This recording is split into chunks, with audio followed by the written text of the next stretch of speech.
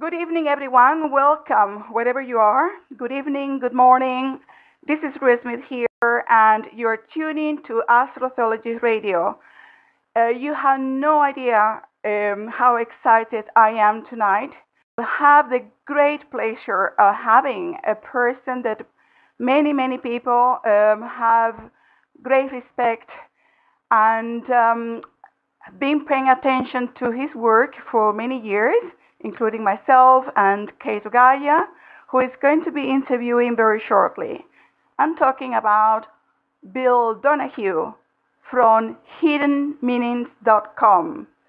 So my suggestion to Kate will be, from my part, to let Bill Donahue to give a brief introduction of who he is, because possibly there is a lot of people out there who might not know who he is, what he does, and it will be lovely to hear an introduction from Bill Donahue himself. So, welcome, Bill. How are you? I'm fine. That's great, and I appreciate the. Well, I know you've been after me for a long time. I'm not the guy that does this kind of stuff, so I'm kind of out of my league. I've been doing this since about 1984, and I've never talked to anybody. I've never been interviewed, never been on the program. Just sit by myself and get mesmerized with all of this stuff that comes in my head and just shoot it out. But so this is new to me, and it's an interesting challenge. And of course, with Kate, I owe a word of gratitude and thanks for him putting so many folks onto what I was doing, and it helped me out at a time when things were a little shaky. But to just give you an idea, this has been going on with me since the early 80s, and used to videotape people at a small church gathering, 10 or 15 people showed up, and I really never, I never dreamed of anything like this. I couldn't really figure out myself, what the heck are you, what are you taping? What are you videotaping things with 10 people here? But I kept and hung on to everything, and, now it's showing results. And that's all I'm interested in. All I am interested in is trying to share with as many people as I can an approach that is totally non-traditional. And that traditional approach to the Bible, to ancient writings, to incorporate them into current physics, current science, and current philosophy and thought is what I've done. And it's as interesting to me and as exciting to me as it obviously has been to other people. I know in my younger days, I get a lot of people yelling at me because I was screaming and running around and yelling about all of this stuff on television. But I had seen it for the first time, and I was just as excited. I was like, my God, how did I figure that one out, And so it's just the idea of looking at things that were written thousands of years ago in a mythical way, not in a religious way, in a mythical way, by people who obviously received this from another dimension. And here we are, thousands of years later, making some common scientific sense out of what they were saying. And basically, that's pretty much what I've been doing, and that's me. Wonderful. Wow. Excellent, Bill. Well, now that you have said yes to your first radio interview, now that you have many platforms available for you. I'm sure that Gaia, who is going to be interviewing you very, very shortly, will be more than delighted to have you there, and so is myself. So I just want to let you know the Astrotheology Radio is at your entire disposition anytime, you are more than welcome. So, Bill, without any Well, further... Yes, please, go ahead. no, I said I was just going to say I appreciate that, although as it's a different platform for me, but I thank you for that. I know.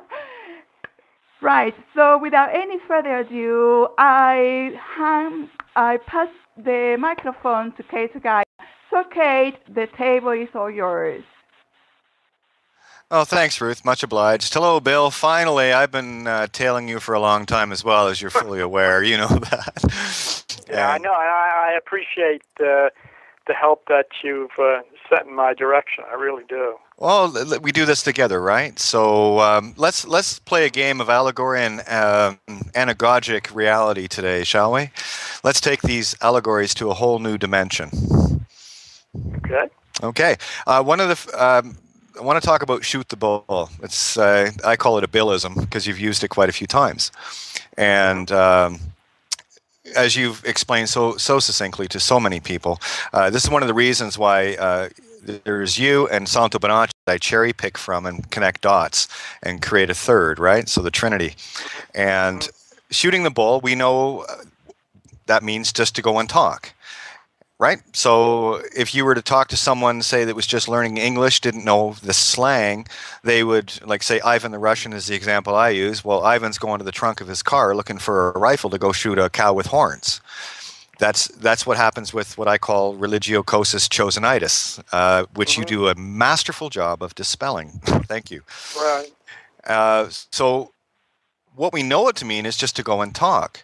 That is the allegory. So I take it to the next level of the anagogic. Well, how did we get to it to mean that?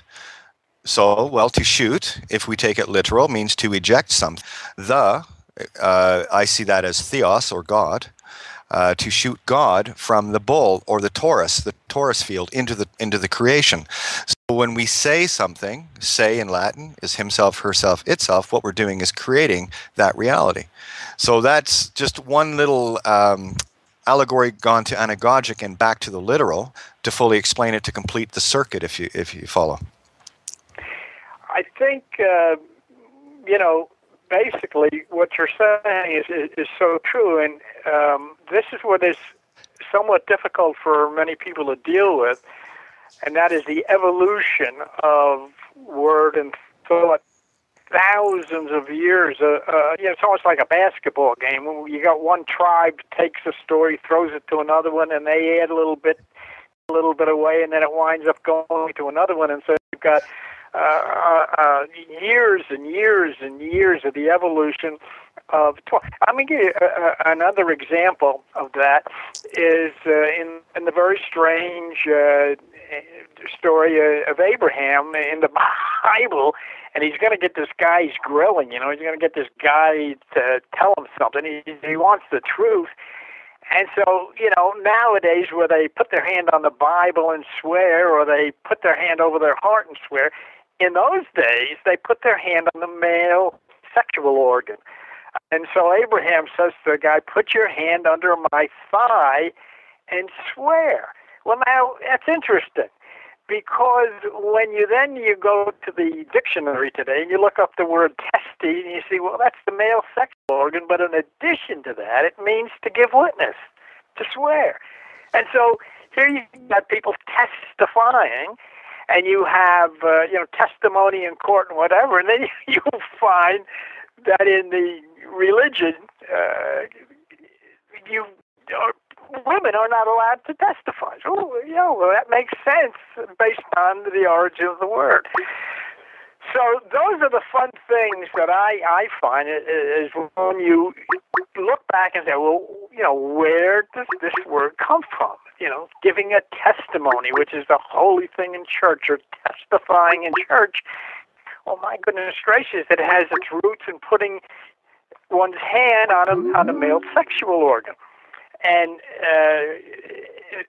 shooting the bull, or shot his mouth off, and all that kind of stuff. They all have origins, as do our names.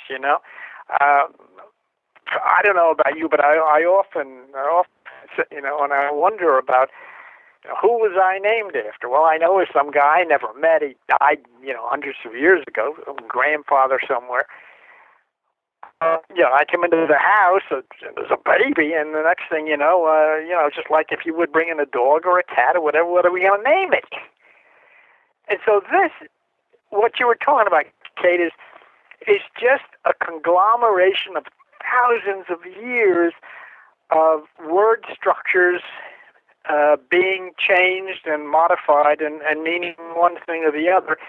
And before you know it, you find, not before you know it, but over a period of thousands of years, it winds its way into these different kinds of documents, books, and then the Greeks get their hands on it, and the masters of mythology, all of a sudden, you've got a book filled with the most magnificent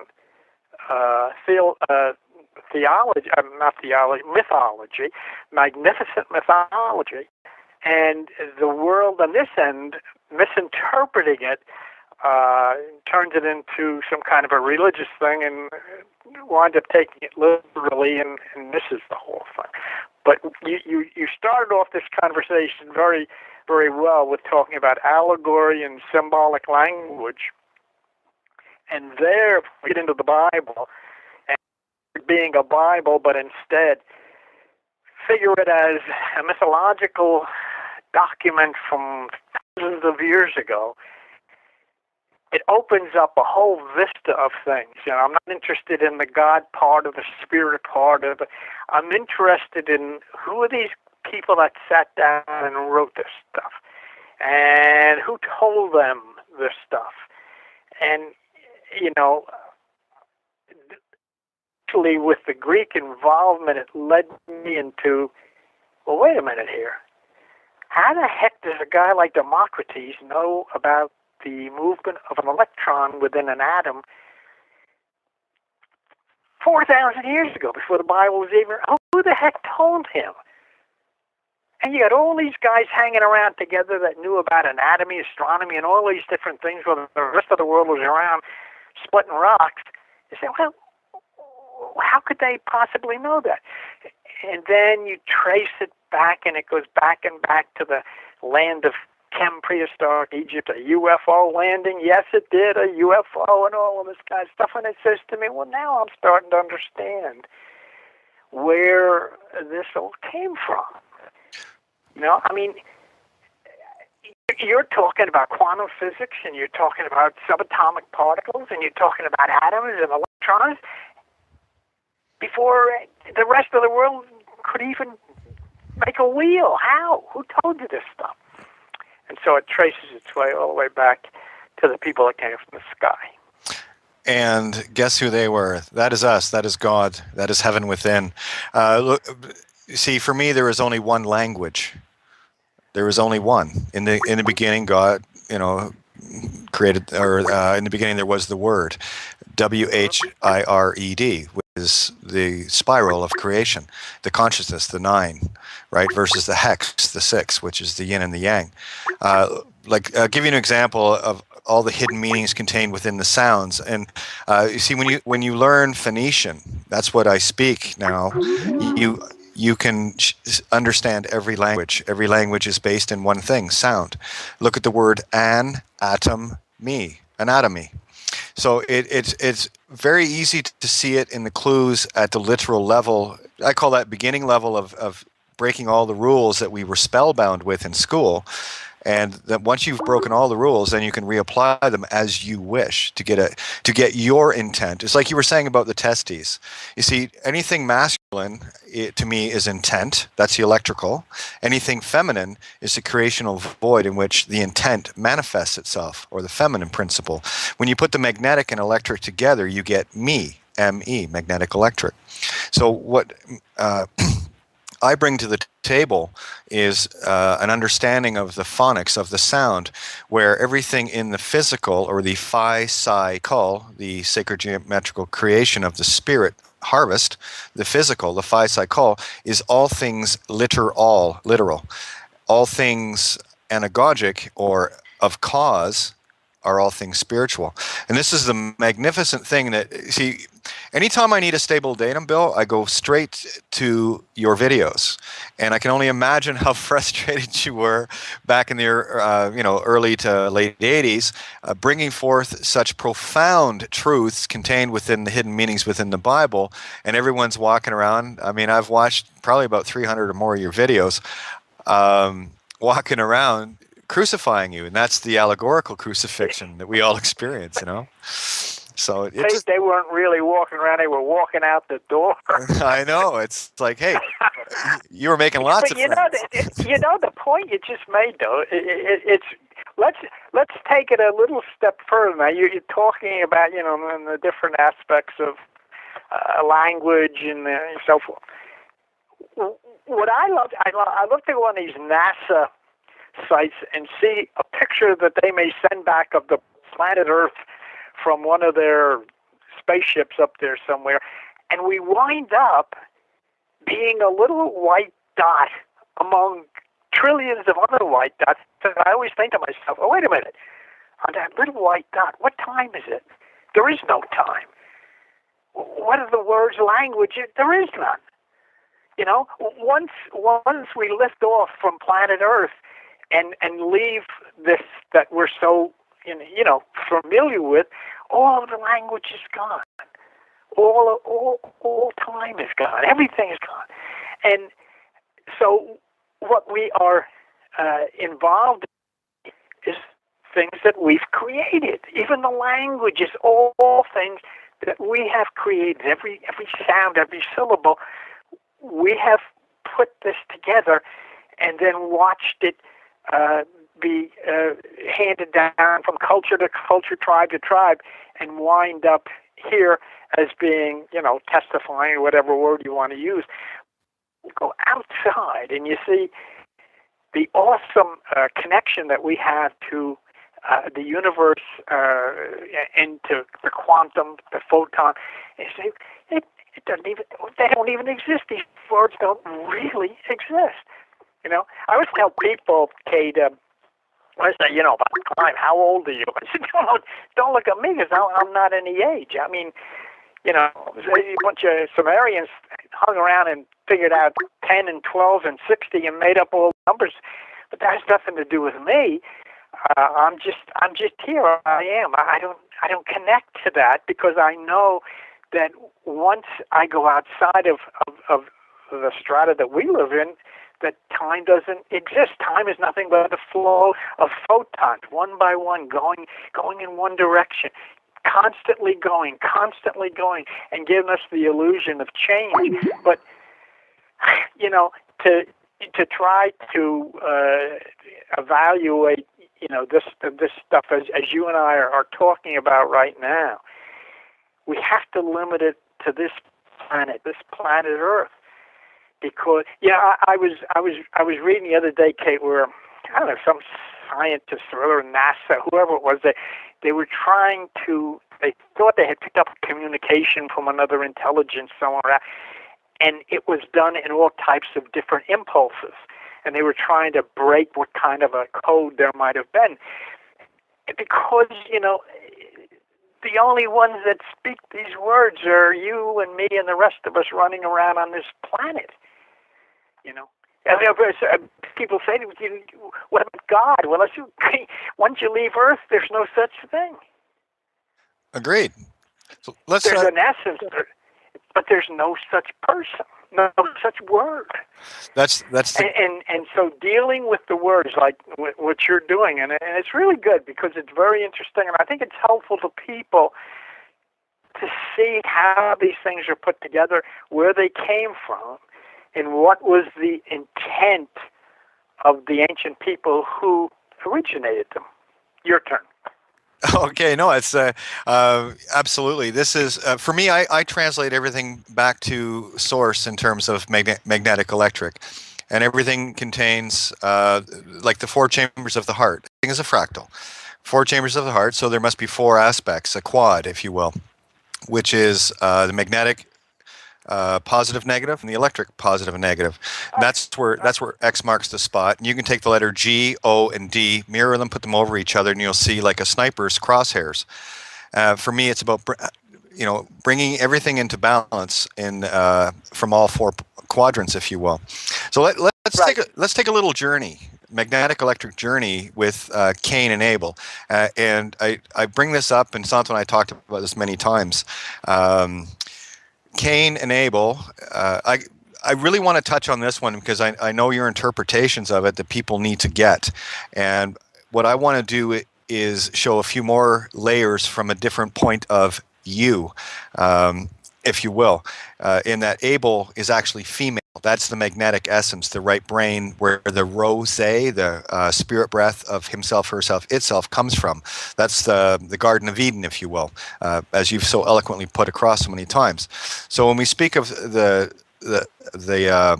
parable or allegory of Cain and Abel, I see that from the the analytical left and the creative right, or the electric left, magnetic right. And I put that all into perspective, like Romulus and Remus, Castor and Pollux, they're all male-female energies intertwining. And of course, religion wanted to make it all boys, right? Because it's all about the phallus or the palace here, right? So how about you share with everyone your interpretation of Cain and Abel, and then we'll play with it. Sound like fun?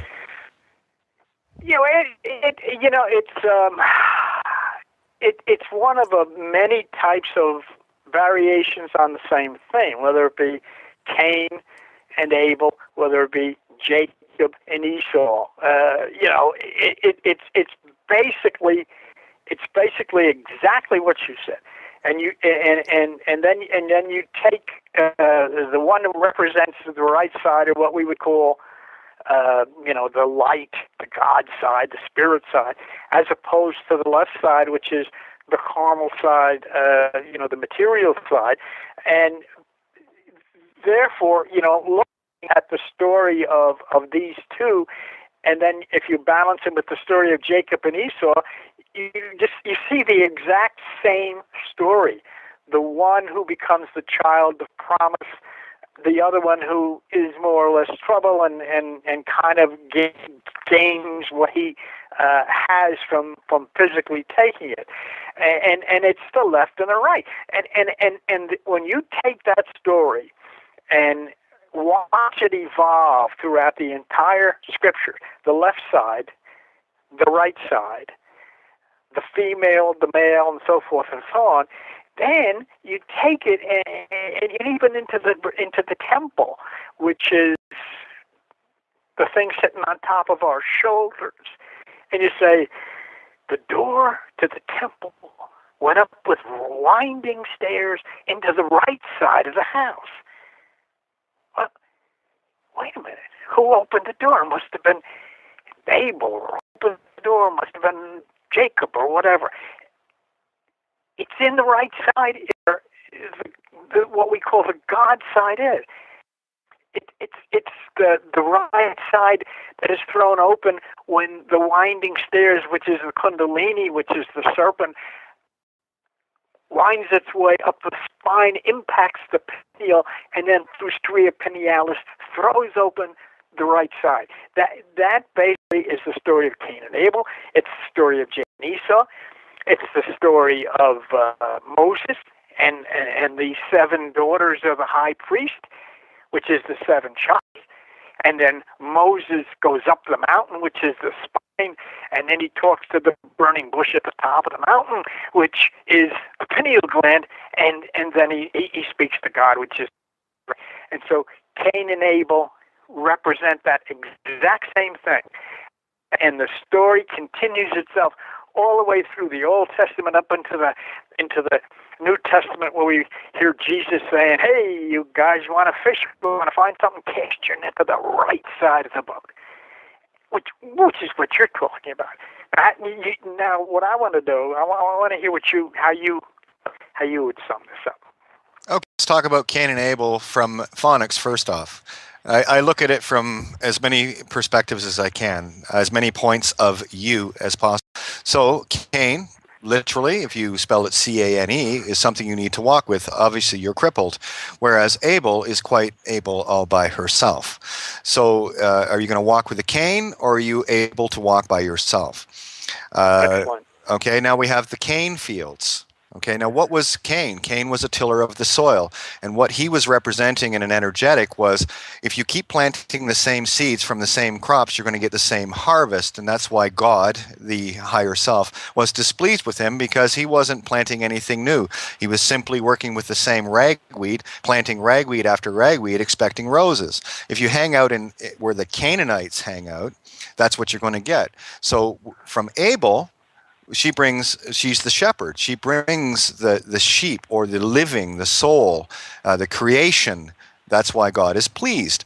Now, all Cain has to do, and I love the way you put, Cain will kill Abel at every opportunity. Of course he will, right? That's the literal ego, left analytical, totally caught in the physical realm way of thinking. If you see things only physical, well, phi psycho, you're being harvested.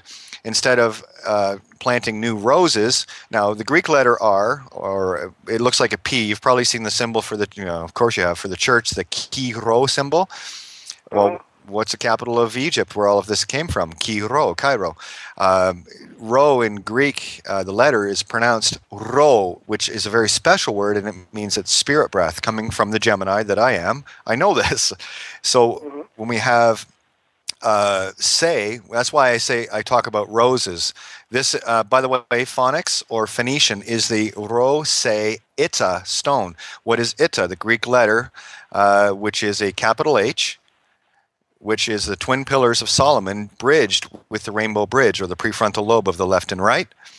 It goes on, and I can show how everything interacts with everything energetically, and you will not get there unless you are stepping outside of the physical into the spiritual cause. You see, everything in the physical, for me, is effect. God created, so everything is past tense here. The game grid is here. We are here to experience that. What we have a choice to do, the only free will choice, is which infinite option of possibilities do we wish to experience. That's what it means to be in the tribe of Judah, to make your camp on the right side of the river in the Garden of Eden. That is the tribe of light, 186,400. Just so happens to be the speed of light. Not a coincidence, because we are playing the game of God, not God.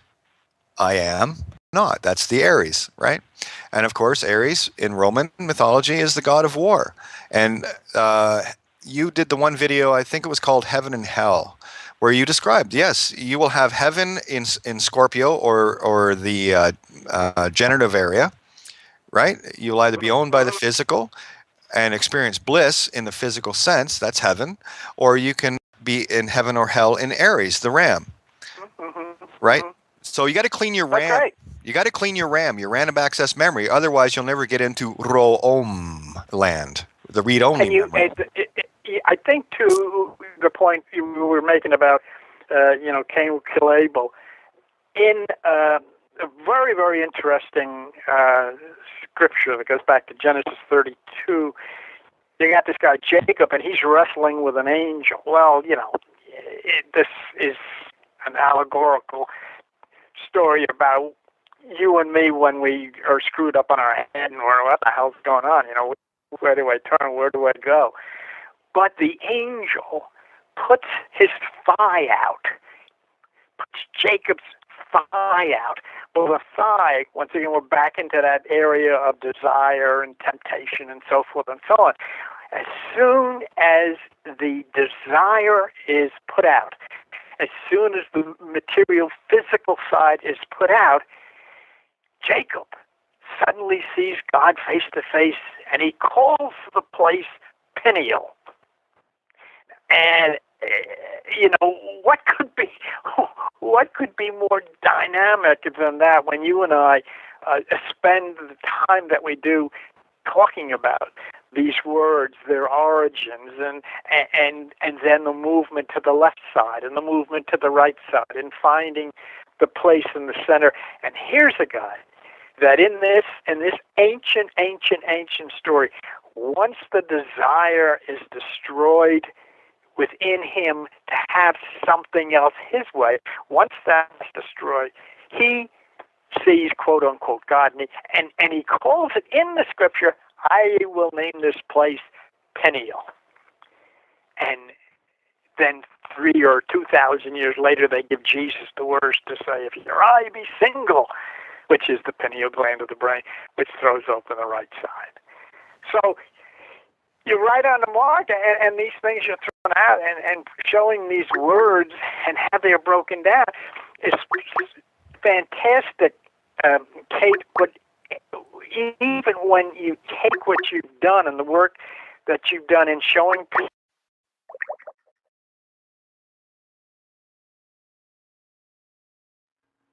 sorry, friends, we seem to missed. The call has been dropped, so please bear with us. And it is my fault because I tried to answer someone's Skype call. Please, friends, when there is going to be a question time, Kate or myself are going to announce it. Please, I will ask to refrain yourself from calling, because now I didn't know that by answering a Skype call, it will drop the conversation. We lost Bill, so please bear with us. We should come back very soon. Thank you very much. Apologies, friends. Sincere apologies about this. We lost Bill Donahue and Kate of Gaia.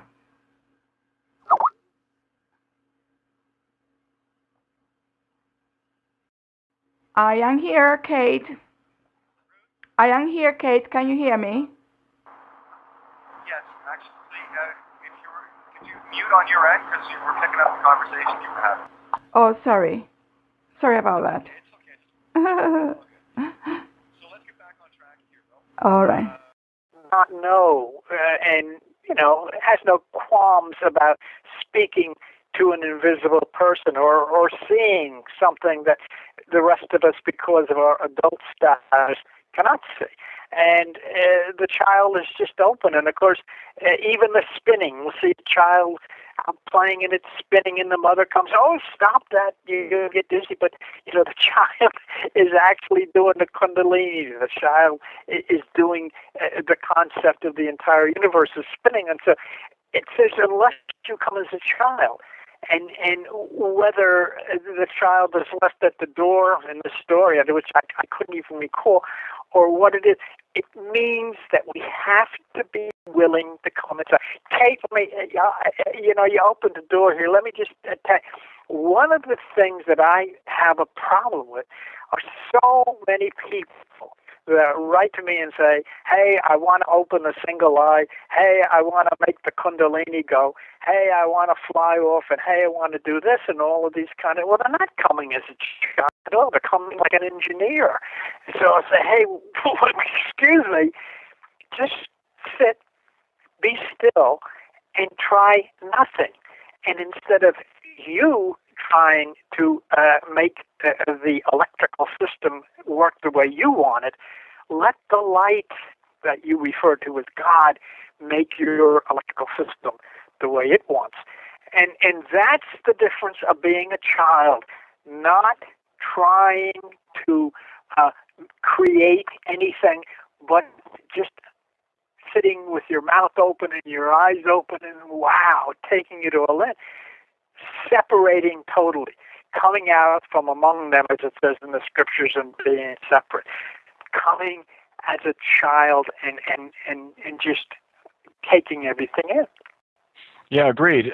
I relay this concept in the Trinity, always in the Trinity of energies, the himself, herself, itself, or the say. That's why we say things, we create things. There's a saying I got from a friend, fist fight, hold the light, or carry out the dead. So that to me... Wait a minute, whoa. Yeah. Say that one slow. Okay, fist fight, hold the light, or carry out the dead. So that's the three crosses. That's the two thieves, one on each side of the Christ consciousness. Okay? Mm-hmm. So those that are carrying out the dead are basically people that think this is all real, and they take everything literal, and they pay their taxes grumbling and all the rest of it, and they're playing the game called the matrix, the mother tricks, okay? Matrix. And then the fist fight are the ones that wake up to it and start to rebel against the system. I refer to those as typical like free men on the land or sovereign citizens that are in trying to get their gimmies, fighting for possessions. Do you really want to be possessed? No, I didn't think so. Okay. Or you hold the light and simply be the lighthouse. And this all translates completely into everything, into the Trinity. And here we are with the Vesica Pisces, which is, for me, the incorrect flower of life, where it should be the trillium, where you get 45-degree angles instead of 60-degree angles, right? And 6 is the hex, 9 is consciousness, the yin and the yang, the light and the dark, and all is contained within each and the other. And getting back, I really want to get back to the child here. The child that is awakening or has awakened is the one that is fist fighting, that is starting to rebel. And there's countless stories of that. And by the way, I do like to say this. You're talking to someone that has actually read the Bible front to back. So I get where you're coming from, okay? How many people have you met that can say that? Right? Well, I've met some who could say that they've read it, but I've not met them that could say that they have interpreted to understanding as you have. Vice versa, mirror, mirror. That's exactly why I love your work. Because you make sense of things to bring it. You know, what you do, Bill, is you bring people from a literal religiocosis, those that corrupt the laws. Right here we are right now. We are in Revelations 18 right now. Here's another allegory. Let's play with this one, shall we? In Revelation, we talk about the whore of Babylon and the mark of the beast. Well, here it is in the physical. The whore of Babylon, I've equated with the crown corporation, the dead mother, the dead crone. Crone, that's the male-female, right? Cronus and crone. And the market, that's the whore of Babylon, which is commerce, all things money, all things physical that control people. And the mark of the beast, the only way you can deal in Babylon is with a name, a legal name. And this is what we've unveiled to the point of, guess what? Being the witness, the whiteness, finally. And what did Jesus say? To be our brother's witness. Or I prefer Jehoshua, but you know we'll work with the Greek version of it. You're going to have a hard time if you don't work with the Greek version of it, Kate, because I don't know where you're going to find a job. Well, anyhow, that's a discussion maybe we could have for another time. Sure. The origin of that name, but so let's just let that one go. But what you're talking about and especially when you go into the Book of Revelation, like you were just talking the Revelation. There is something that was written, and even the name of the place where it was written. Remember you asked about when you're willing to stop, when you're willing to quit. That book was written in the Isle of Patmos in Greece, okay? And if you get people around playing cards, whatever, when they don't want anymore, they say, well, I'm standing pat. Okay? I'm stopping. So here was a composition in words, which is, to me, almost totally psychedelic, written by whoever knows who on this Isle of Patmos. Totally cut off from what we would call, the natural, the traditional, the normal, and bathed in all of this bizarre kind of symbolisms, which I'll be honest with you, for the most learned one, is still beyond conception for most people. And so when you start pulling out words, and I think that's the only way, Kate, I think you're on the right track. The only way you can really get into Revelation is by taking the words like you're doing and breaking them down to try to evaluate what was the intent of the writer when this or that was said. Because otherwise, there's little that can be done with it. There's a one of the strange things that you have a lot of Christian people who will say, well, you talk about this Kundalini stuff, that's this Eastern stuff. It's a lot of, hogwash. It's not Christian.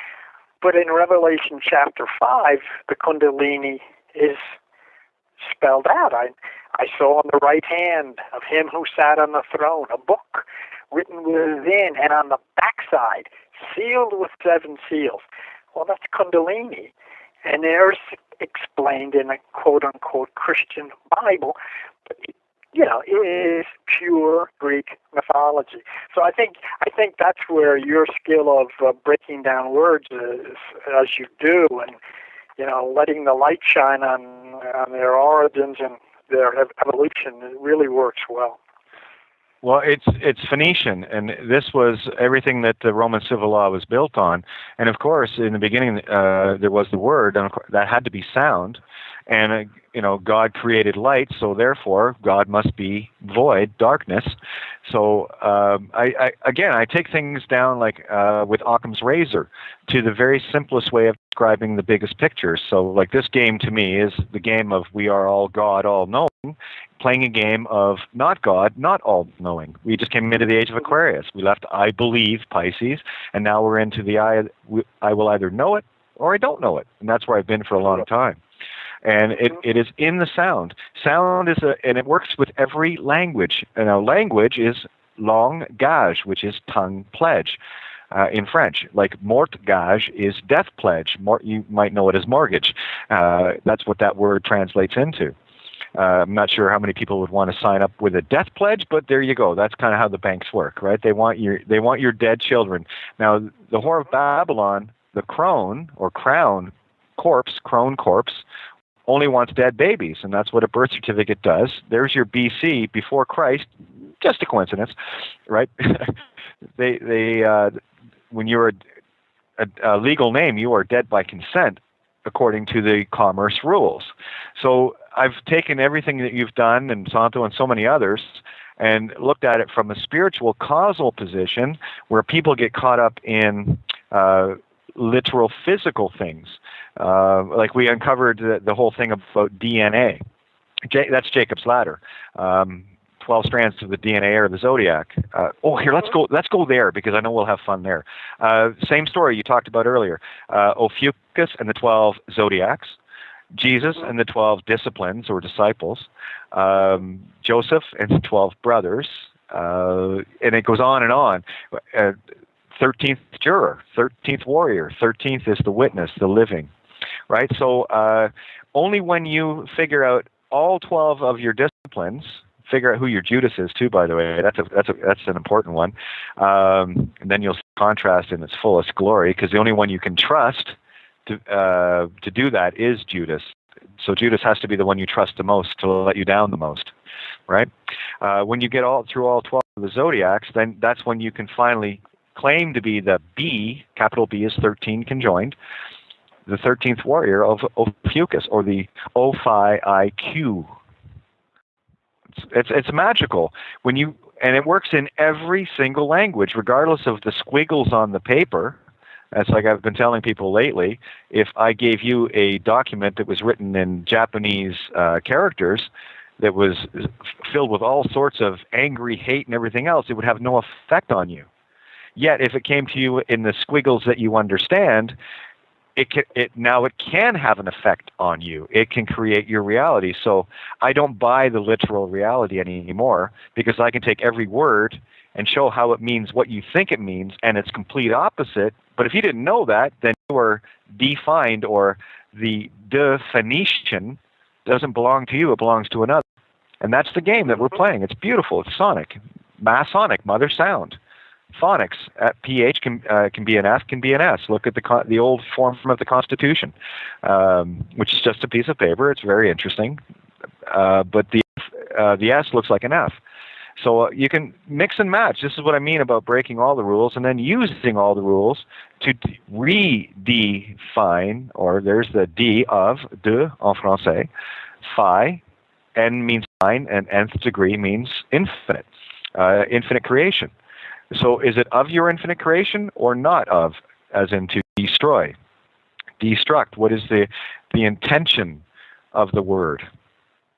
So when you break that spell, when you finally break free of that spell, now you can take every word that comes at you and define it how you want it to be. So you can call me anything you want, because I know that it means the complete mirror, and I can change that intent and utilize that energy in my creation. Basically playing God. Yeah, it's an interesting concept, because that truly is so important when we look at the words that we're familiar with.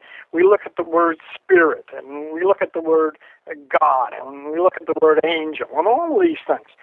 And yet, that same word is something completely different to somebody else, and it would be very uncomfortable for us to involve ourselves. In other words, let's say, for instance, if the Hindu talks about the 7 chakras, oh my God, the Christian would be really upset about that. But on the other hand, if we talk about 7 seals of revelation, he's very comfortable with that. So the word is chakras, no good. Seals, that's great. And basically, yeah, we're talking about the very same thing, but it depends, just like you said, what does the word look like? What does the word sound like? And am I comfortable with that? And that's the key. Key to just about everything.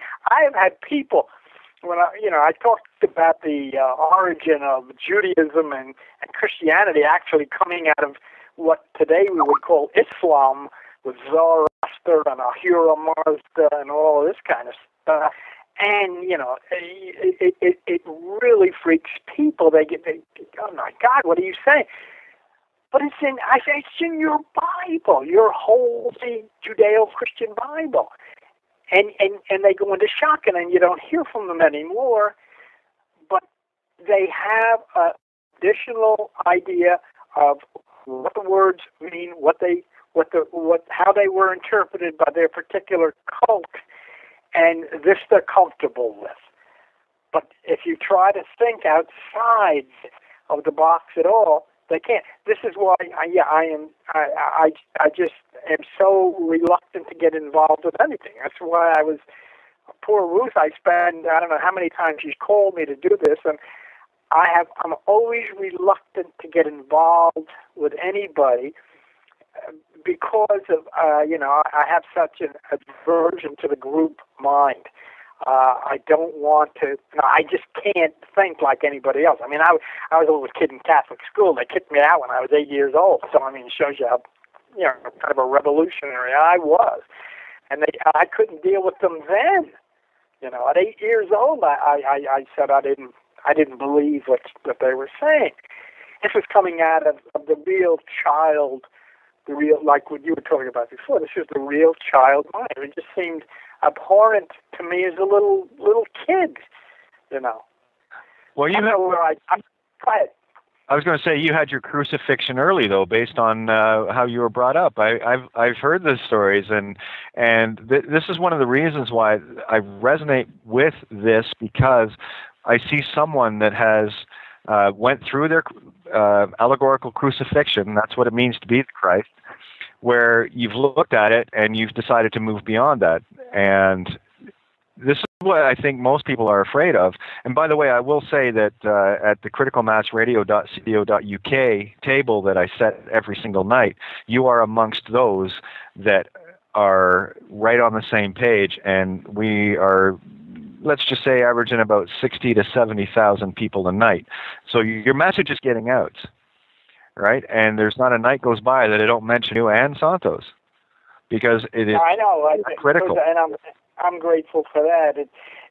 It just when you track I don't know what your experience is back to the point of your, young adult, back to your teenage, back to your child, and so forth and so on. And then when you try to sit and say, well, what the heck? I mean, I'll tell you something that I don't tell many people, because but I think with the audience that you have, I don't think this would be shocking. To other people, I'll never say this, because it turns them off.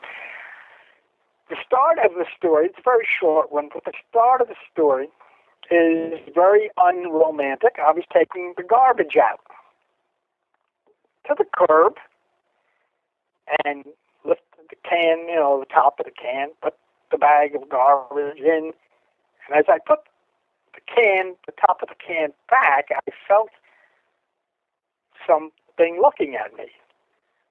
You know the way. So I looked up, and as I looked up, here was this monstrous, awesome, tremendous, large, triangular thing with a green light at three corners, and it wasn't making a sound. And I stood there with my mouth open, and I just looked, and then it started moving south. I know it was south because we lived near the bay at that time. And it started moving south and never made a sound. And from that time, I have never thought the way, that I used to. And so it is my opinion, and I can only speak for myself. That's all I ever try to do. It is my opinion that I absorbed a photon from that thing, and it became one with me. And as it did, it began to input into my mind these different concepts, ideas, and interpretations, and so forth. So that's the only time I've ever seen anything like that. The only time I've ever experienced anything like that. And it's a kind of a story that I don't even share this with relatives. I don't have any many relatives left, but the ones I do have, I wouldn't tell them a story like that. I feel comfortable here talking about that, because I think the people that are your people could absorb that and say, gee, something special happened. And the only way that I can show the specialness of what happened is I was able to understand things that educationally wise, I had no business understanding. I mean, I never went to college. I never went in any theology. I never went anywhere. I come out of the high school, joined the Navy, was in the Navy for 4 years, come out and got a job, and was an insurance adjuster or whatever for a while. And so what business do I have knowing this stuff? I don't, and so I don't grasp that there's anything of me, but it is something that came down on that garbage day. Well, that's it. I mean, these are the moments within our experience, because you are the only point of consciousness you can prove. So it has to be based on your experience. So for me, and most people know my story that tune in at the table, but I look back that when I was 12, 13 years old, I was raped. And I could have lived in that victim mentality or become the victor. Now, let me explain victim and victor. Vice of time, getting a grip on the toroidal, vice of Taurus, right?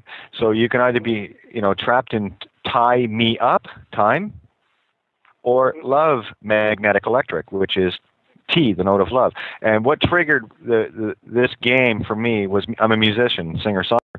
So what triggered it for me was tying music finally to language, where the sounds of the notes, do, re, mi, fa, sol, la, ti, the 7 chakras, fa, of course, falls at the heart. There's where the lion lies down with the lamb. And of course, that's where fa, theos, ro comes from, father, right? That is the base note of creation through God in spirit breath. And you have the mother, or the, I like to call it the MOT, right?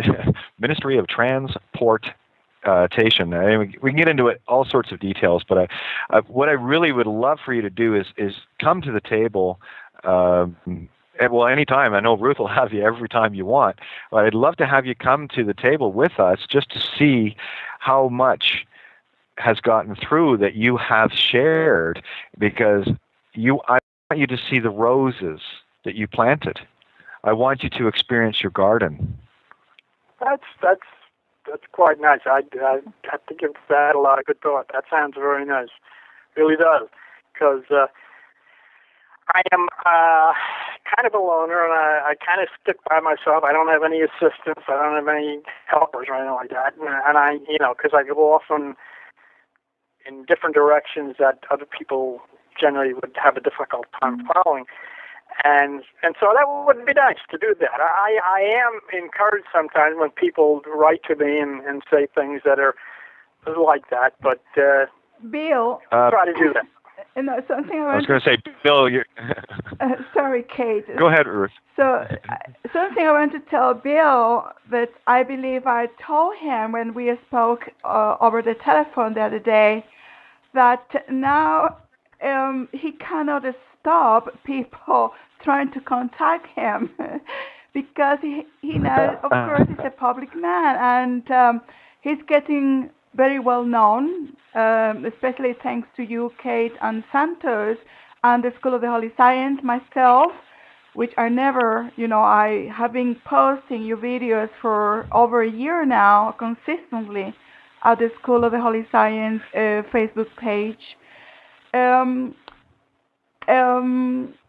I'm sure that you're going to be approached by many, many people. Of course, I would love, again, to reiterate how grateful I am that you finally accepted the invitation. I don't take that lightly, and I really, truly appreciate it. I just hope that in the near future, or I don't know, whenever, you again will kindly do the same. It will be a great pleasure indeed, because we are learning here a lot from you too. Thank you. Yeah, Bill, here's what I want to offer you, and you put this in your pipe and smoke it. You are a rock star. Get over it. And now I'm going to explain what a rock star is. Okay, that is a Ro, spirit breath of O, creation, the womb of C, the middle note, unconditional love in the spirit of Ka, stir of the divine feminine star, sun and star, masculine, feminine. So that's what you are, my friend. So best accept it, and I guarantee you. And when I finish this show with you guys, I'm rolling straight into the Critical Mass Radio that I do every night. This is actually Santo's night. He's a bit busy educating a whole lot of people inside, cementing the truth where he is, starting a whole new synchronicity school. He can wield Excalibur. I'm good. And I love nothing more than if you wanted to continue on after this, where others can jump in and join in and ask questions as well. No, I can't. Okay. But I love the invitation. I really do appreciate it. I have, well, I guess it's about, I don't know where, your time is the same as mine, isn't it, Kate? Yeah, Eastern Standard. Okay. So it's, what is it? 10 after 6. Yeah. I made we had an arrangement made for 6:30, and I put that back to 7 o'clock. But I do have an appointment with some people, so I can't do that. But we'll do it sometime. Okay. Well, you broke me in here because of Ruth's insistence. Usually, I just say no. That's the end of that. And I told Ruth no 100 times, but she's like a pit bull. She just hangs on to you, and she's not going to let go. Can I break her name down for you and tell you why? Energetically? Go ahead. Because she is the Ro, spirit breath of you, the international symbol for electricity, masculine intent of God. She's the spiritual intent of God. Of course you had to be here. Well, that's interesting. I can prove phonics. I can make everyone's reality so simple once you get this. It's so easy. It's beautiful. You will speak all languages once you understand that it's all sound. Have you ever, one of the curious things I've worked on, and I've always, it was, always stuck with, was the connection of Pegasus to the brain. Oh yeah, go. Love this one. Yeah, here we have Pegasus, who is a white horse, and his father is Poseidon, who's the god of the sea. So we have a white seahorse. And he's flying over wherever he flies, and he flies over the Mount Hippocrene, and he ticks the fountain, the top of the fountain, and the water gushes out, water life gushes out, and so he becomes holy to the goddess of memory and the 9 muses. And so here we have a white seahorse connect to memory. Now, in the human brain, there's something called hippocampus. And the word hippocampus means seahorse. When you go on Stedman's medical dictionary, it says the hippocampus is white. The texture, color is white. So it's a white seahorse, and it's connected to memory. So we have a white seahorse in the brain, memory. We have a white seahorse in the universe, memory. And, I always found this to be really an exciting and interesting thing. And who named what? It was Pegasus, named after the hippocampus. Now, I believe the hippocampus was named after Pegasus, but here how deep did they go? And in other words, how much, whoever named it, did they know that this little organ in the center of the human brain that was responsible for memory should take upon itself the same characteristics and word, at least, of this magnificent white horse. And so then, when we have this Pegasus white horse, and we know it's connected to memory, and the muses, muse, that's a good one for you, Tate, because M-U-S-E, is the part of the word of museum, and it's memory. But anyhow, and I'll finish with this. Here we have Pegasus, the white horse. And in the Bible, in the book of Revelation that you referred to before, Christ comes back riding a white horse. Wait a minute. So what it's talking about then is we return to Christ consciousness, Krishna consciousness, God consciousness, light consciousness, when we are restored in our memory to our true identity. Your turn. Yeah, I totally agree. Let's have some fun with Allegory. This is why everyone is in fact the Lone Ranger, and they must wear the mask so they cannot be identified. And that's why my white horse is named Silver. Silver is allegorical for truth. Right? And you know what I loved about that allegory too, Kate, was that the Lone Ranger was the Jesus type. He never wanted to take any credit for any of the good things he did. He said, don't tell anybody, and he'll ride off as, who is that masked man? I was Silver. Nobody knows who he was, but yet he did good. He didn't do good so that he could get the credit for it. He did good because it was good that should be done. Because he could. It's funny, I just listened to that video about 2 weeks ago, and for me, it's about synchronicity. It's about tying things into things constantly. It's a fractal universe. This is the thought going out.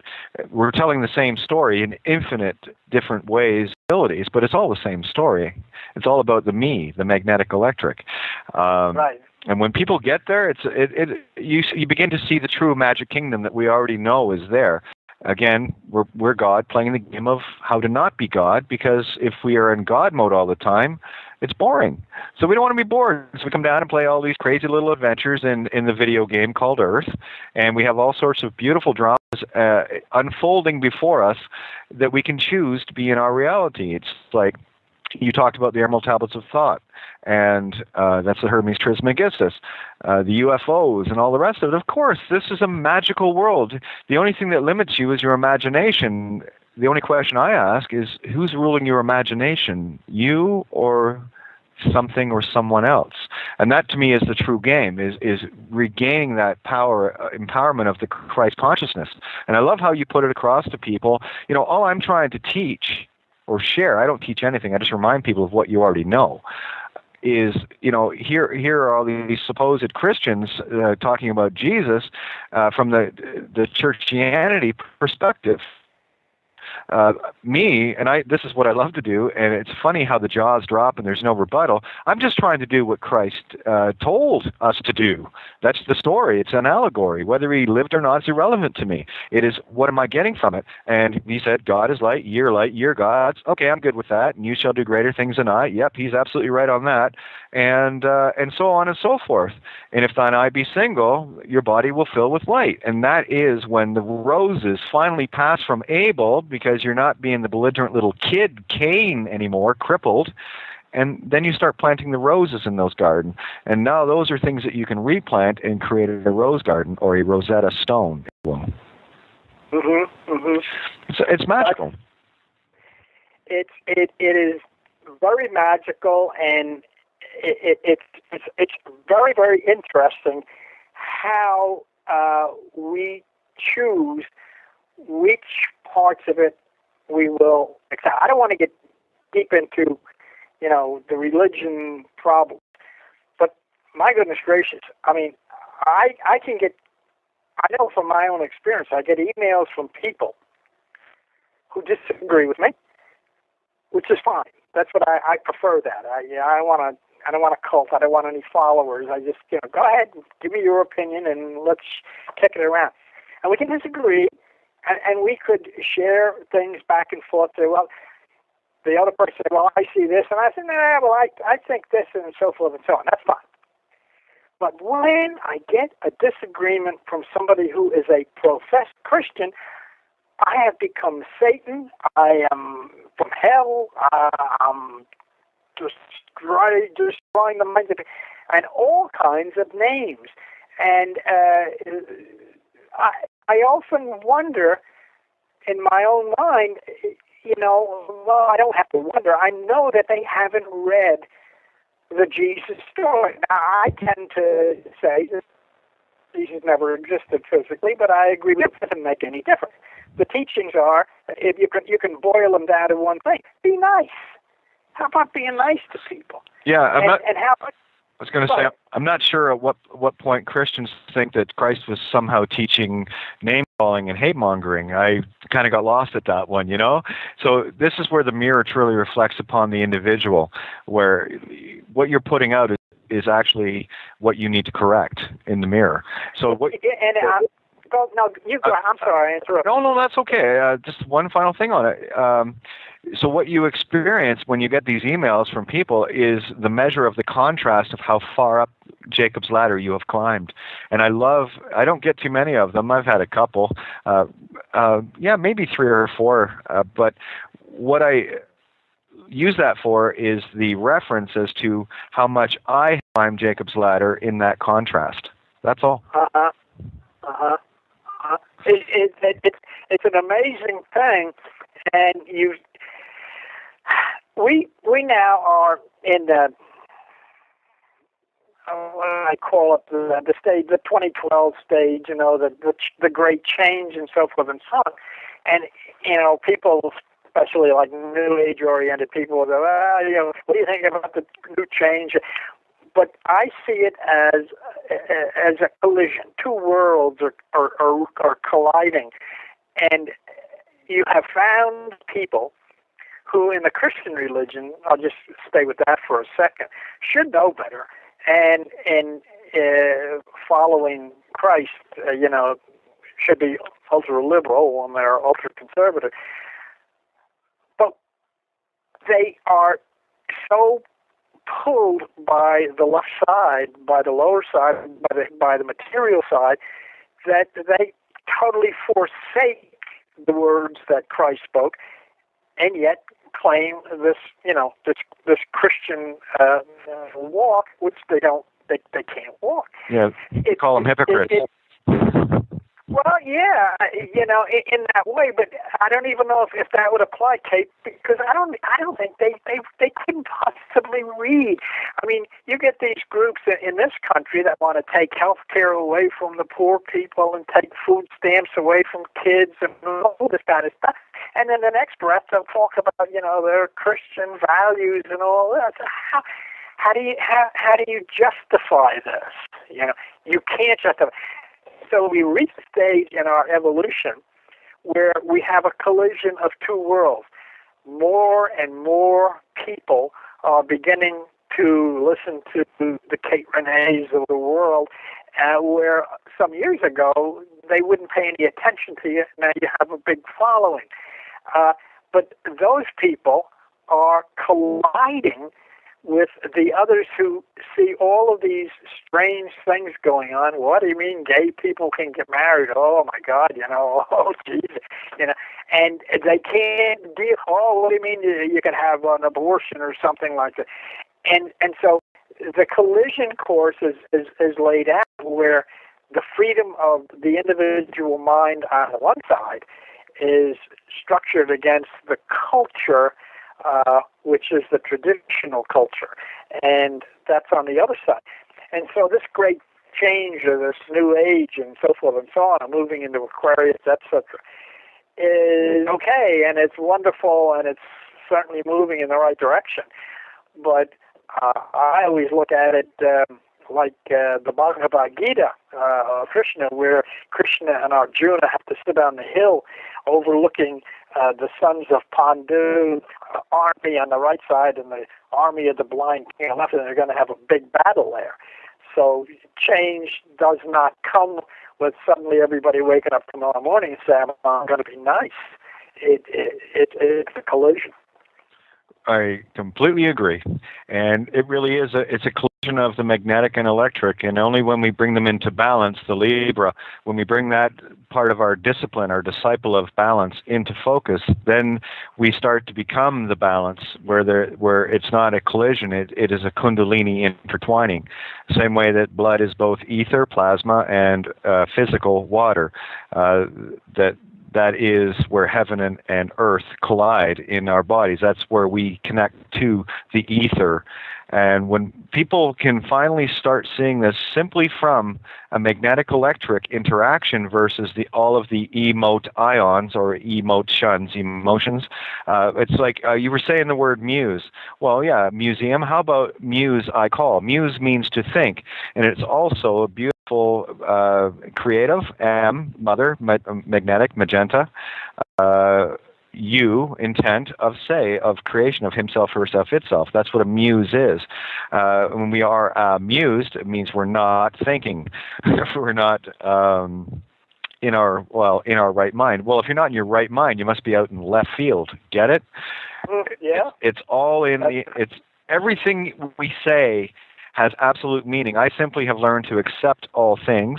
By the way, accept is AC, which is alternating current of the interweaving of the magnetic electric, and set or sept in French is 7. So it's the alternating current of God. When you accept things, now you're in the flow of the stream. Now you're following the muse I call, the musical. And that's what this game for me is about. It's just an energetics. So where do you want... Let me ask you a question. Sure. Now, you're a musician, you told me, right? Yep. Okay. Are you familiar with the Mozart effect? Oh, yeah. I mean, you're dealing with the base roots of pure sound. That's why classical music, for people who want to shut their left brain off, just sit and listen to classical. I absolutely.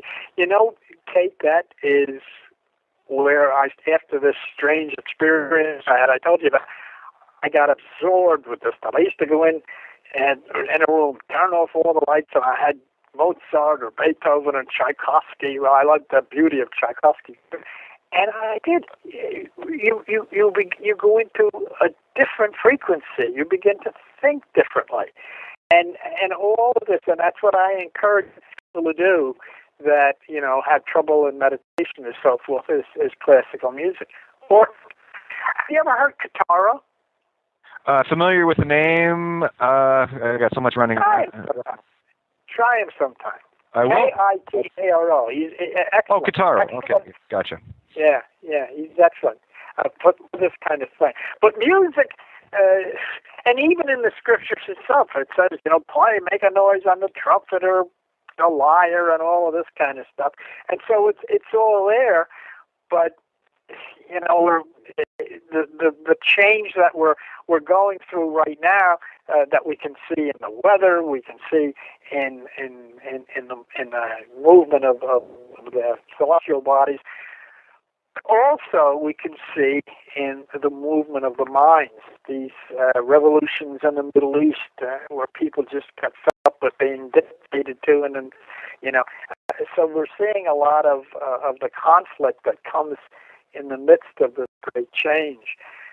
But nonetheless, it will go on. But what did Paco Votan say in 600 AD? So that what's going to happen is the industrialization of people on this planet would cause such an obsession with material things that we would lose our interconnectedness with nature.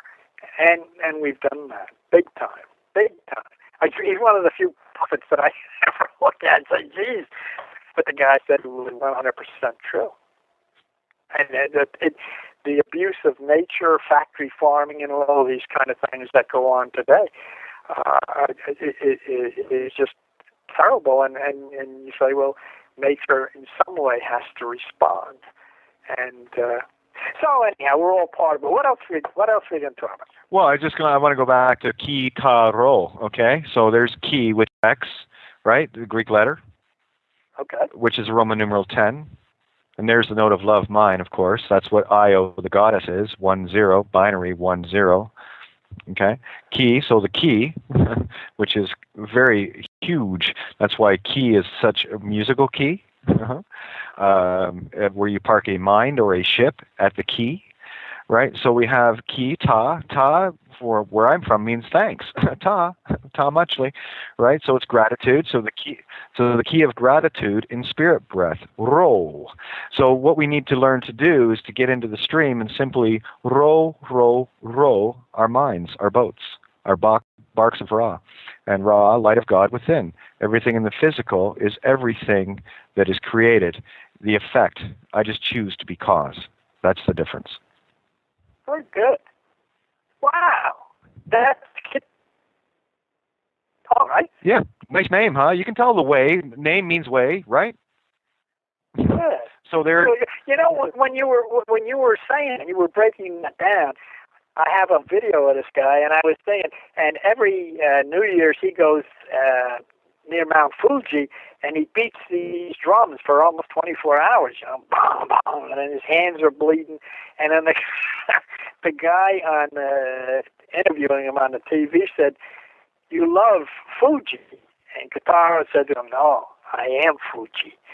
And this is what we've been talking about most of the evening, where he actually becomes one with this great thing which is not man-made. It's not material. It's not of the left side. It is a creative essence of nature. Yeah. Very good. Well, I go back to the original source. This is why I take things from the Gemini or the spirit aspect. That's my entry level. That's my piece. I still got to get the other 11 disciples worked out, right? So I got to sort that out to become a fucus. So I look at the word regis, or you probably know it as register. When you register anything, what you're doing is you're giving up the right to rule your creative essence, literally. Regis, to rule, stir, divine feminine creative essence. And that is the game. That's the physical versus the spiritual game. And so many of us have been trapped in the physical and are being, literally harvested. But I don't see good or evil. I see good and evil in everything. And it's when you only get to the point where you can accept all things with gratitude, simply this: of all the things that I've been through, a virtual hell, I've been through my little hell here, my crucifixion, if you will. Can I look at it from a point of gratitude? Well, yes, I can, because if I had not have experienced that, I would not be sitting here with Bill Donahue and Ruth talking to countless people right now with the knowledge I have. So is it a good thing or is it a bad thing? I'd say it's pretty good. It's very good. No, it's a very good thing indeed. You know, right? So, I mean, that's why gratitude is the ultimate. That's where you reach the note of love in gratitude. You know, it's like even my name, Ka-Tsi, means spirit of love. That's so when you went into that, it jumped at me. You know, a scripture out of the book of Isaiah, which has God saying, "I make good and I create evil. I, the Lord, do all these things."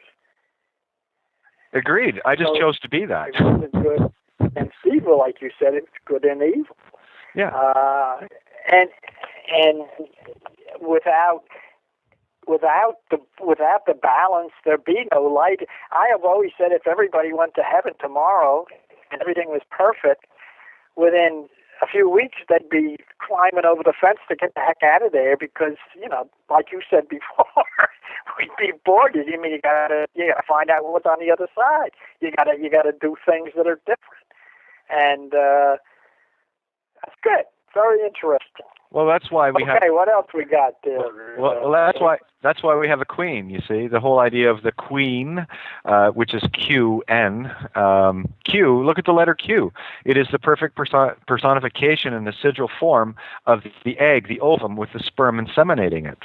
And what is a Q? Well, we take our Q in All the World's a Stage movie by experiencing it, right? So this is why I go around all of the zodiacs, and not only do I see Aries as the I am, I have an Aries midheaven, I have to see it as the I am not.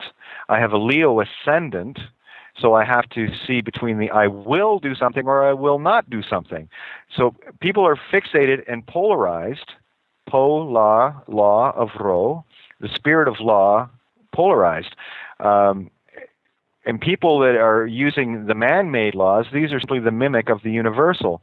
And the energy that those man-made laws get is from being spellbound through the intent of the sigils or the letters or the numbers. And I don't care what language it is, because I can translate every language, because language has only one thing in common: sound. And I can hear it in everything. Look at the name Kitaro. It's a Japanese name, but I told you what his name was. Phonetically. Have you ever heard of William Crookes, Sir William Crookes? Oh yeah. He laid out something I know you would find interesting, and sometimes it goes a little bit over my head, but I think you could really tune into it. And he was, you know, well, what he did is he claimed to have brought a woman by the name of Katie King back from death to life and took her pulse and all this kind of business. And of course he got a lot of flack for that. And so the English Parliament brought him before them, because he was probably one of the most prestigious scientists of the 19th century. He was by far the most. He discovered that precursor to X-rays. The guy was really special. And they said to her, "Sir William, are you telling us that it's possible for a woman to come back from the dead and you could take her pulse?" He said, "I didn't say it was possible. I said it happened."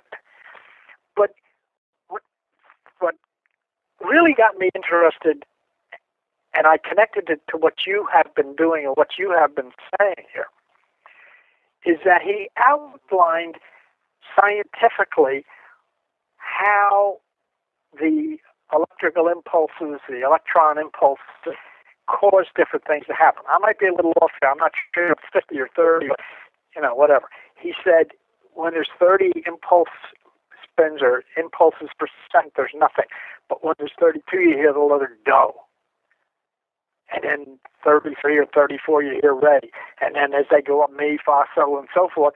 And then as the electrons or impulses are beating faster and faster and faster, suddenly you're able to see. And then you're able to see in color and all of these things. And then if you get them fast enough, you're able to see Katie King, this woman who was dead, but she's really not dead. She's just in another frequency. Very, very interesting stuff. And as I say, he runs away from me a little bit, but I think you would really find it. Well, here, let's look at the coincidence. Isn't it funny that her name is Katie King? What are we talking about here? About returning to the kingdom of heaven and through the spirit of love, Ka-Ti. And you know what you were sharing with the numbers sounding like do, re, mi, fa, sol, la, ti. There's your 7 chakras. Those are your 7 sisters. Those are your 7 C's, 7 days of the week. And I can overlay anything on anything and see the same story over and over. And this is why, for me, it all comes down to magnetic electric, and from that original impulse, where the prodigal son, the intention masculine, came from Mother Creation, and the prodigal son is the we're playing to return home, to come back to creation itself. We're moving backwards. I get into all sorts of things, but I want you to have the floor mainly here. What was the video that you talked about, William Crooks? Remember the name of it? I think it was The Woman in White. I think you're right. The Woman in White, because do you know who sat in the room with him when he brought this lady back from the dead? And I can't remember, but there was a witness to it. Arthur Conan Doyle. Oh, that's right. Tarzan. Sherlock. Sherlock Holmes and all of this. And then he had a doctor. I mean, it's nobody can believe it. And as I said to people when I was talking about it, I said, look, I'm not asking you to believe that this lady came back from the dead and he could take a puff. I said, I know you can't believe that. But I wanted to look at this guy's credentials. By far the most prestigious scientist that ever lived in the 19th century. Would he give all of this away for some stupid thing? I mean, but his work is really good. And I did several videos on his work. And I think the name of it is the Woman in White. You know, I can't believe I got over 800 of these things on, and I still got about 400 of them to upload. So there's so many of them. I've watched most of them. It's a very, very interesting. He writes in a very interesting and scientific way about how this happened.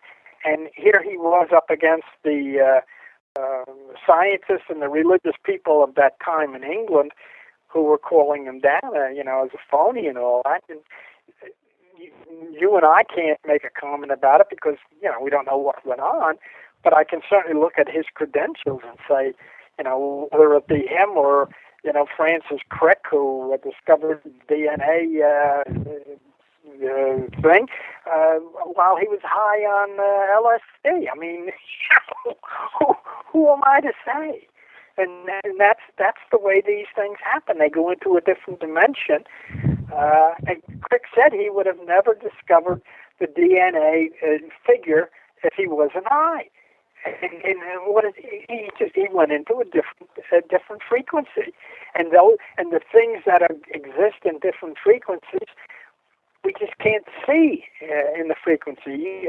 We're right now on channel 2, and where these strange things are might be on channel 200 or whatever in a parallel universe. Right. It's an interesting time. Go ahead. Sorry, friends. Sorry, Bill and Kate. I'm going to ask a question here to both of you regarding questions. What do you feel? If we should take some questions, I don't know if Bill can give us another 10 minutes after Kate leaves, because she has to go in about 20 minutes to her next show. Yeah, well, I can be here. I can be here as long as you need. I just wanted to finish one thought to just reinforce what Bill said, to show how magical this place is, and then by all means, throw the questions out. What are the 12 signs of the zodiac? Well, they are the 12 strands of the DNA. You get to upgrade your own DNA by looking at every discipline within you, from Aries at the top of the head, the Ram, down to the Pisces, the feet. Once you look within you, the mirror of each part, I believe not, up to the I am not, that's when you regain those strands of DNA in the ethereal, allegorical, anagogic sense.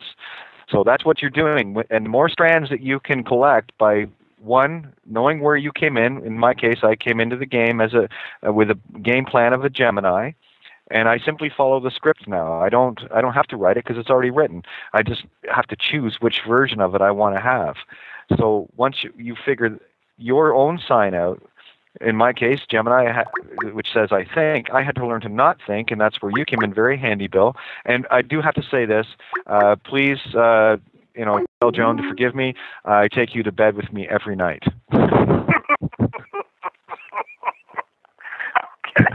I do, literally. I do. I have when I go to sleep, there's a Bill Donahue video going in the background. I have many. Well, I hope it doesn't cause a nightmare. Oh, there's another word for you, Kate. Nightmare. Well, Mare, M-A-Y-O-R or M-A-R-E? M-A-R-E. Or K-N-I-G-H-T. See, this is the assumption and presumption that the courts like to do, using Phoenician against everyone on this planet. If you're stuck in the literal, they will own you, and they got to prove intent. And if they own the words, guess what they do? They claim your intent. So this is what I'm trying to show people to get them out of that trap. So anyway, there you go. Go ahead. The nightmare came out of legends from the Middle Ages or whenever. People would wake up and they would see a black horse with them, and there came the word nightmare. That's where it came from. And it all breaks down phonetically into countless different variations of the same story. Now, because of what I can do with words, I choose the intent I wish from that word, not what is in a dict-shun Aries or a dict-ion Aries. Io, goddess, mine. Io, ion. What was it? You said the word abortion, right? Well, what is an abortion? Well, it's an abort ion. It is removing the goddess of creation, right? Ab, Latin for since, aura, au is gold, T, the gold of love. So it's since the gold of love, ion. Now that's what it means in a positive sense. And in a negative sense, we can have it mean to, get rid of a child, right? So this is where people get polarized. And the only thing that can remove polarity is emotion. If you're flowing emotion at something, you are owned. Someone has your intent because it's having an effect on you. So if I can control your emotions, I can control your mind. I will sail your ship in whatever way or name I choose. And what is the ionic bond of Genesis, as we know it in the scriptures, taking an electron out of Adam, yes, putting it in another Adam and making Eve? Yes. And we have created an ionic bond of Adam and Eve? Yeah, the genies of Isis, Genesis. Listen, if you're going to take questions, I really have to get out of here at 7 o'clock. Go ahead. I don't have it to it. Huh? Go ahead, Ruth. Fire off a question. Well, I know there is a lot of friends trying to call using a Skype. Apologies to the people that I have to decline when they have been calling because obviously I'm concerned that if I answer, I'm going to drop the call between you two, Kate and Bill. So I'm not sure. Apologies, they're all the friends. I'm sorry, I'm not an expert when it comes Ruth? to Skype. So yes, Kate, any suggestions? Ruth? Yes? Yeah, if any of the people asking questions are in my Skype contacts, I can bring them into the call. Please, Kate. Someone here just send... Okay, whoever's listening on my Skype contacts, just text me one-on-one very quickly, and I will bring you into the call. I can only probably handle 2 or 3 people on top of what we've got going here. I'm hosting the call right now. So I'll wait for anyone that's in the room that has me in their Skype contacts to tag me one-on-one to let me know that they want to ask a question. I'll be more than happy to bring you in. Okay, sorry, and you've only got... I have a lady here who is insisting in letting me know that she has a question. Don't we all? Oh, of course. Quest of the Ion. Yeah. How the bill just blown away by Kate. sweet. Doesn't sing a question at all. She just, I do have a moment. Sorry, Kate. It's all right. You can go on, please. It's just someone Okay, one sec. appreciation. Okay, Darlene, I'm going to bring Darlene into the call. She just tagged me one-on-one, so I'll bring, I got Key Lady, so I got room for two here. So give me a second. I'll bring Darlene and Chi Lady into the call. So there's Darlene, so we'll get her question first.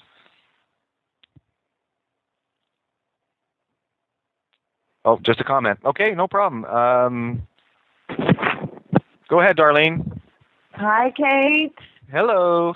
How are you guys? Sound great tonight. Glad to have Thank you. I just wanted to say, with listening to all this, the words, the letters, and everything joining together, the fairy tales, every single fairy tale that's been written, and I imagine Bill knows this too, has to do with these inner. They were secrets that had to go underground when the Cathars, I guess, were killing the Christians. So everything from Snow White and the Seven Dwarfs, which are the seven chakras in the body, Pinocchio, who was made by his father and had to go out into the world and get beat up, and to decide and choose free will to come back and become real. I mean, all these things are just really, really beautiful, and I'm so glad that we all are opening. I just wanted to make a comment about that all the fairy tales were designed to hide these truths. Well, allegory of Pinocchio is to cut your strings. The allegory of Snow White is you must become the Snow White by claiming all seven chakras. That's when you become Snow White, the divine feminine. And of course, Snow White, she had the blackest of black hair. Isn't that funny how that works? Right. Yeah. Bill, your thoughts?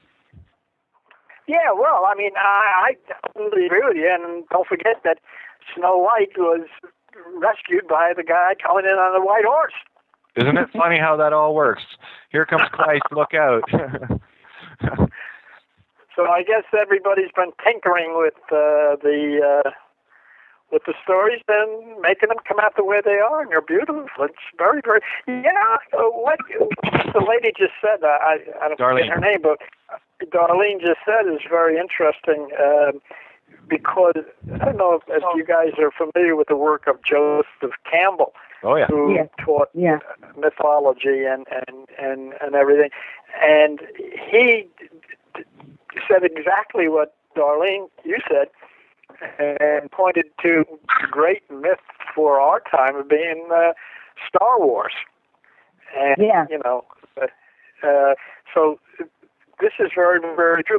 A great psychedelic myth is Alice in Wonderland with the little guy smoking on top of the mushroom. Yeah. Perfect. But it goes over the head of most people in the same way the Bible does. They have no idea. They take their kids, it's a wonderful little children's story. It's not. But as long as they don't know it doesn't hurt them, I guess. Exactly. One other thought for you guys. I believe that our things are becoming so intense now because the frequencies are moving very, very fast. So those that are waking up and getting it, you're really going in one direction or the other. The gray area is really disappearing. And there's such separation going now, and it can happen in a day that you can be family or friends with someone, and then all of a sudden it's just this major cutoff. So imagine the frequencies are really getting tough for those that are sitting on the fence or something like that. Oh, for sure. Now, I did have Key Lady in the call, so I'm going to try bringing her in again, because I know she wanted to make a comment. Chi Lady, are you there? Hello. There you are. How are you doing? I'm doing pretty good. I'm in awe. You are? So am I. I get to hang out with Bill for finally, Come on, this is awesome. And why don't you tell Bill about our table every night? I think Bill will actually be a great influence on me, calming me down, but it's all good. Anyway, why don't you maybe share, because you guys are at the table all the time, so why don't you guys share what this actual interview that we're doing right now really represents? Oh, wow. How do I put that? How do I put that in words? I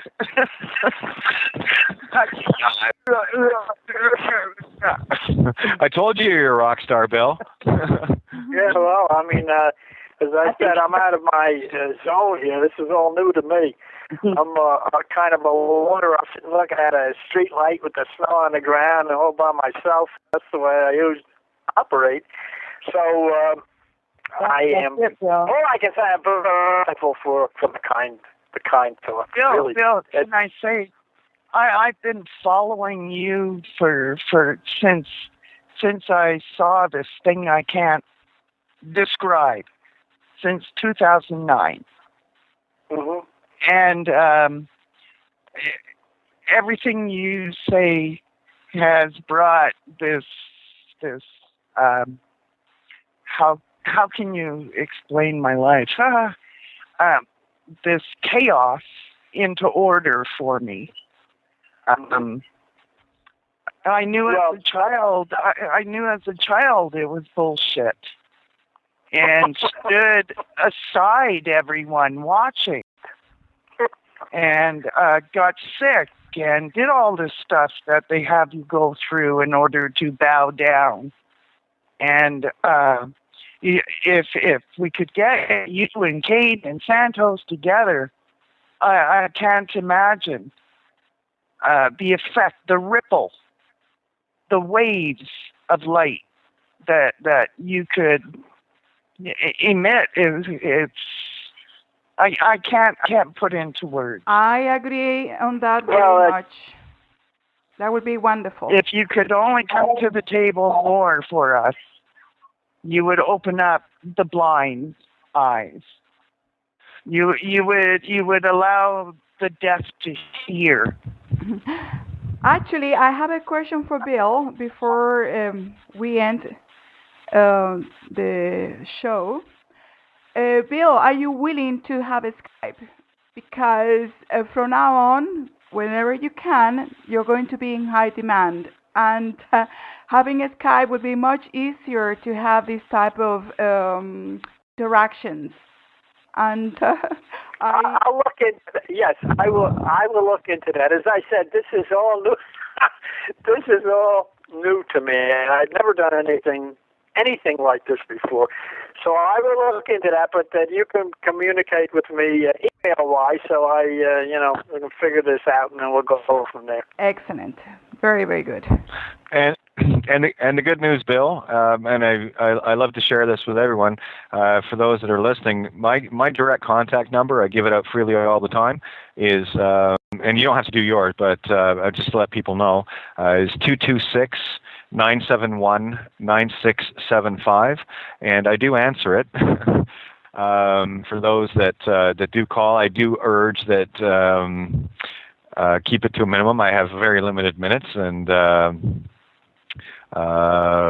but I'm here. That's why I do that. I want to make sure that people know that I'm here. And I got your number as well, Bill, and that is your. Well, hey, the Magic Jack number. Did you know that? I did not. So can you accept check or text? Are you there? Yeah, I'm here. Oh, okay. No, I said it's a Magic Jack number. You and I operate kind of on a thin line, and yeah. $29 a year is a pretty good price. So I totally hear you. Totally hear you. We got one other caller in. I've got AJ. If you have questions or comments, and I think this is a very important one regarding meditation, I believe. So jump in for a sec, AJ. We only got a few minutes left. Hi, it's Amy. Can you hear me? Loud and clear. Okay, I was just wondering a little more on Bill's ideas on meditation. It's a lot of feedback. It's a lot of feedback. Yeah. A lot of noise, AJ, in your background. Okay, hold on 1 second. Okay, yeah. All right. My husband just dealt with it. Okay, so again, one more time. As far as meditation goes, I hear other background as well now. My question is, when Bill does the meditation, like on his YouTube videos and whatnot, he doesn't necessarily go into the details of, I know it's sit still, be still, and be in, but how do you, if you're a beginner, how do you begin? Get deep, get dark, get quiet. Before we run out of time, Bill, I just want to, I really need to say this to you, my friend. Thank you so much. You have no idea how long I've waited very patiently to have this conversation with you, to hopefully inspire you into future conversations, because I know between the pair of us and Santo, the magic is beyond profound. So my greatest appreciation for everything you've done. I've been able to stand on the shoulders of giants like you and Santo, so I can create a giant of my own so that we can kind of leapfrog our way up this Jacob's ladder, if you will. Well, it really is. It's very meaningful. To me, to hear that. The only thing that I've ever asked out of all of this was that whatever came into the minds of people as a result of it was meaningful for them. Not to be part of me or follow me or join me or anything to do, but simply when I hear people that they call or whatever and say that, they began to understand. I have people that say that they gave up reading the Bible and now they're reading it again because they're looking at it as the mythology that it is and just where it came from and so forth. But to hear that is so meaningful to me. And I am very, very grateful to you for the help that you extended to me and the people called in. And so I'll look forward to this. This is kind of a groundbreaker for me. As I said, I've never done anything like this before. And so now that I am a little teeny bit used to it, we'll do it again. Okay, and just a quick word on meditation to close her out. Sorry, what was that, Kate? What? A quick word on meditation. The easy way is just to get into the dark zone. One easy way that I tell people, because a lot of people just can't give themselves the time, close your eyes and hold your breath, and just for a few seconds. And when you do that, you'll find that when you hold your breath, you shut down the thoughts of the left side. And even just a few seconds, and people say, well, what's a few seconds going to do? But I remind them of the Jesus words, and he was given the scripture. It says, it comes as lightning from the east to the west, and we know how fast that is. So, of course, there's other types of meditations which are beautiful, but for those that are busy and, want to start, just close your eyes and hold your breath for 3 or 4 seconds, and you'll start to make contact. Yeah, you want to spend time with God, you got to spend time with you. And on that, I'll hand it over to Ruth. Bill, thank you so much. I look forward to chatting with you. Thank you very much, Kate. Thank you. Thank you so much, Kate. Great help. I could not have done this on my own. I don't have the knowledge. I am learning here, like everyone else. Most people they have been listening to Santos Bonacci, Kate Gaia, to Bill Donahue. We are here learning. And what a night, Bill. Absolutely delighted. More in love with your persona, to who you are. That way of being humble for me is so important to see it in a person. That for me is the number one thing that filled me with love towards another human being. Thank you very much. I have fully enjoyed. One more thing I wanted to add here. I just got word, Bill. You are being cordially invited by the station manager of criticalmassradio.co.uk, Ninja, to please join us at CMR. Please, we'd love to have you at the table. I guarantee you, it'll be profound upon profound every single time. Okay, let me get at this appointment right now, and I promise to give you top consideration and appreciation. Thank you.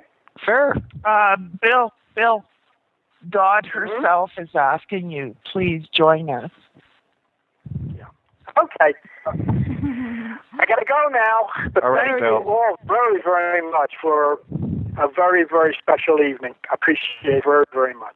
Yep. Thank Love you Bill. all. Thank you, Bill. Thank you, Ruth. You guys rock. Thank you. Thank you very much. And my sincere apologies to those people who tried to call tonight. Sorry it was not possible. I'm becoming more an expert to deal with Skype. So hopefully next time we're going to have on my side calls joining us. Thank you very much. It has been a great pleasure, and indeed we are looking forward for the next time we have Bill Donahue again. Thank you. Blessings to all.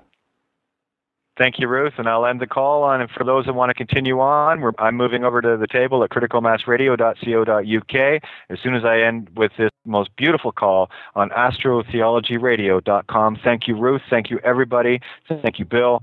And we'll catch you on the other side. And I'm at your service, Ruth, anytime you need, as promised. Thank you, Kate. I have really appreciated it. Bye for now. Ciao, ciao. Okay, much love all. Good night. I have to end the call to move over, but love beyond. Thank you. Thank you so much. Take care. In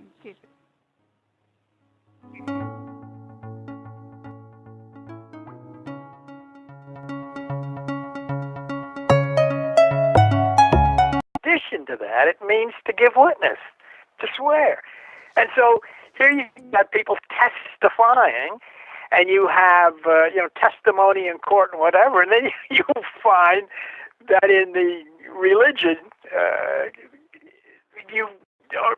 women are not allowed to testify. So, well, that makes sense based on the origin of the word.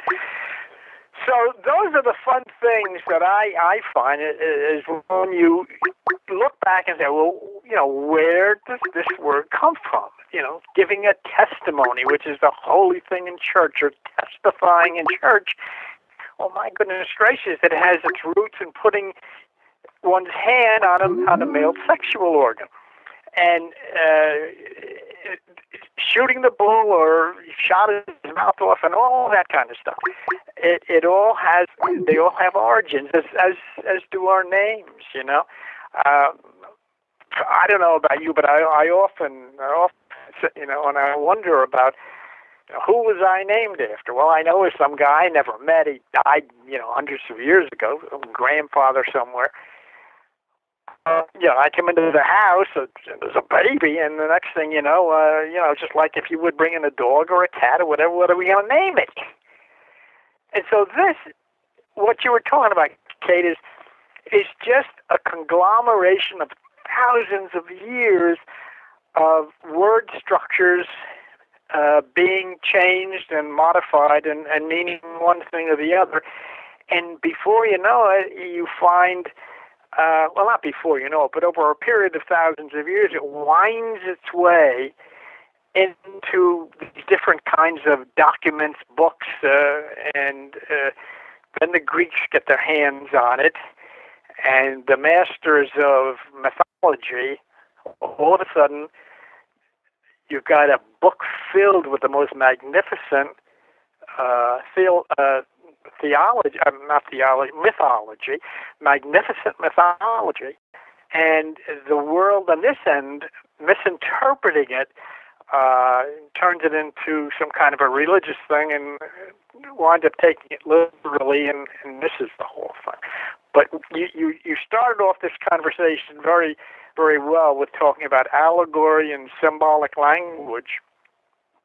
And there, we get into the Bible, and being a Bible, but instead figure it as a mythological document from thousands of years ago. It opens up a whole vista of things. I'm not interested in the God part or the spirit part of it. I'm interested in who are these people that sat down and wrote this stuff, and who told them this stuff. And,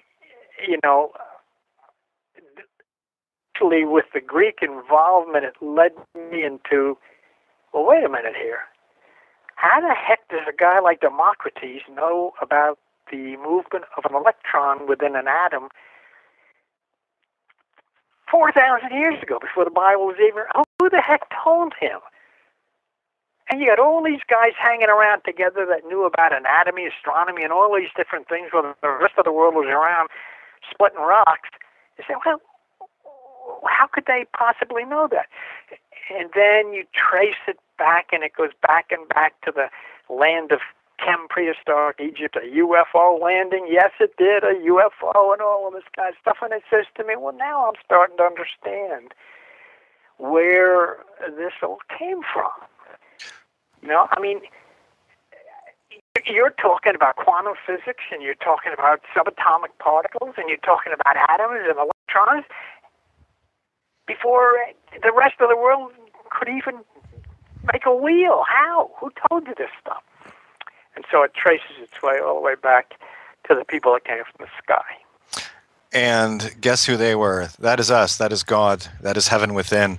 Look, see, for me, there is only one language.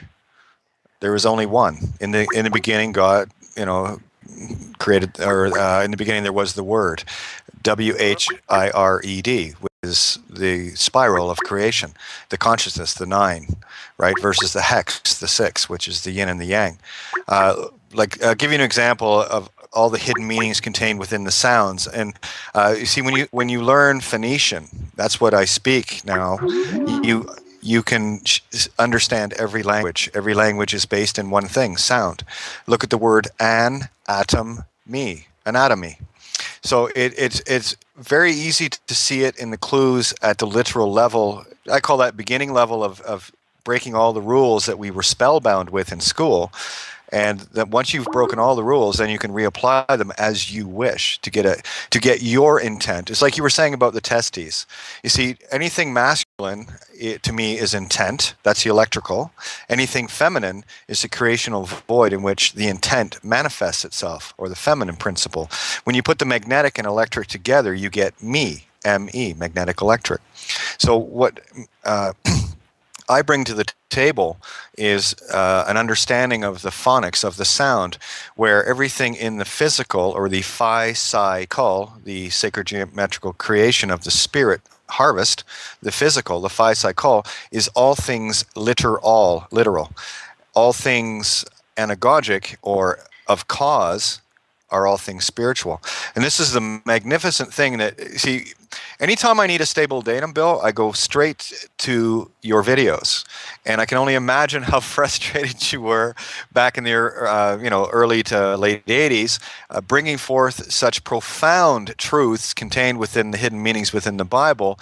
And everyone's walking around. I mean, I've watched probably about 300 or more of your videos, walking around crucifying you, and that's the allegorical crucifixion that we all experience, So they weren't really walking around; they were walking out the door. I know. It's like, hey, you were making lots of friends. The point you just made, though, it's let's take it a little step further. Now, you're talking about the different aspects of language and so forth.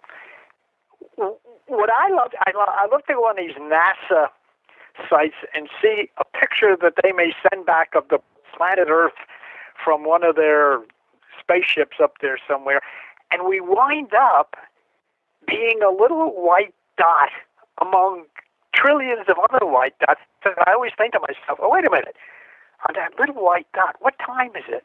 There is no time. What are the words language? There is none. Once we lift off from planet Earth and leave this that we're so familiar with, all of the language is gone. All time is gone. Everything is gone. And so what we are involved in is things that we've created. Even the language is all things that we have created. Every sound, every syllable, we have put this together and then watched it be handed down from culture to culture, tribe to tribe, and wind up here as being, testifying, whatever word you want to use. You go outside and you see the awesome connection that we have to the universe and to the quantum, the photon. And you say, they don't even exist. These words don't really exist. You know, I always tell people, Kate, I say, you know, about time, how old are you? I said, don't look at me because I'm not any age. I mean, you know, a bunch of Sumerians hung around and figured out 10 and 12 and 60 and made up all the numbers, but that has nothing to do with me. I'm just here. I am. I don't. Wonderful, wonderful. Wow. Excellent, Bill. Well, now that you have said yes to your first radio interview, you know now that you have many platforms available for you. I'm sure that Kate or Gaia, who is going to be interviewing you very, very shortly, will be more than delighted to have you there. And so is myself. So I just want you to let you know the Astrotheology Radio is at your entire disposition. Anytime, you are more than welcome. So, Bill, without any further... Yes, please, go ahead. No, I was just going to say I appreciate that, although it's a different platform for me, but I thank you for that. I know. Right, so without any further ado, I pass the microphone to Kate or Gaia. So, Kate, the table is all yours. Oh, thanks, Ruth. Much obliged. Hello, Bill. Finally, I've been tailing you for a long time as well, as you're fully aware. You know that. Yeah, I know. I appreciate the help that you've set in my direction. I really do. Well, we do this together, right? So let's play a game of allegory and anagogic reality today, shall we? Let's take these allegories to a whole new dimension. Okay. Okay. I want to talk about shoot the bull. It's I call it a Billism because you've used it quite a few times, and as you've explained so succinctly to so many people, this is one of the reasons why there's you and Santo Bonacci that I cherry pick from and connect dots and create a third, right? So the Trinity, and shooting the bull. We know that means just to go and talk. Right? So if you were to talk to someone, say, that was just learning English, didn't know the slang, they would, like, say, Ivan the Russian is the example I use. Well, Ivan's going to the trunk of his car looking for a rifle to go shoot a cow with horns. That's what happens with what I call religiocosis chosenitis, which you do a masterful job of dispelling. Thank you. Right. So what we know it to mean is just to go and talk. That is the allegory. So I take it to the next level of the anagogic. Well, how did we get to it to mean that? So, well, to shoot, if we take it literal, means to eject something. I see that as theos, or God, to shoot God from the bull or the torus field into the creation. So when we say something, say in Latin is himself, herself, itself, what we're doing is creating that reality. So that's just one little allegory gone to anagogic and back to the literal to fully explain it, to complete the circuit, if you follow. I think basically what you're saying is so true, and this is what is somewhat difficult for many people to deal with, and that is the evolution of word and thought. Thousands of years. It's almost like a basketball game. You got one tribe takes a story, throws it to another one, and they add a little bit away, and then it winds up going to another one. And so you've got years and years and years of the evolution of. I'm going to give you another example of that. Is in the very strange story of Abraham in the Bible. And he's going to get this guy he's grilling, he's going to get this guy to tell him something. He wants the truth. And so, nowadays where they put their hand on the Bible and swear, or they put their hand over their heart and swear, in those days they put their hand on the male sexual organ. And so Abraham says to the guy, put your hand under my thigh and swear. Well, now, that's interesting.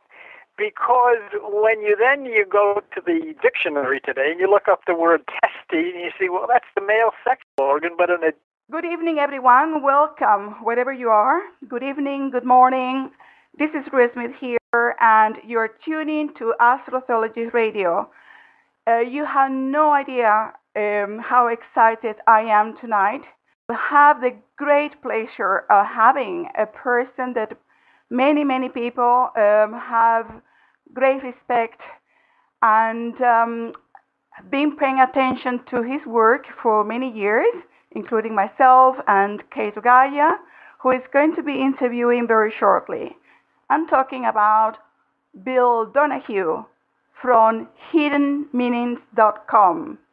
So my suggestion to Kate will be, from my part, to let Bill Donahue to give a brief introduction of who he is, because possibly there is a lot of people out there who might not know who he is, what he does, and it will be lovely to hear an introduction from Bill Donahue himself. So, welcome, Bill. How are you? I'm fine. That's great.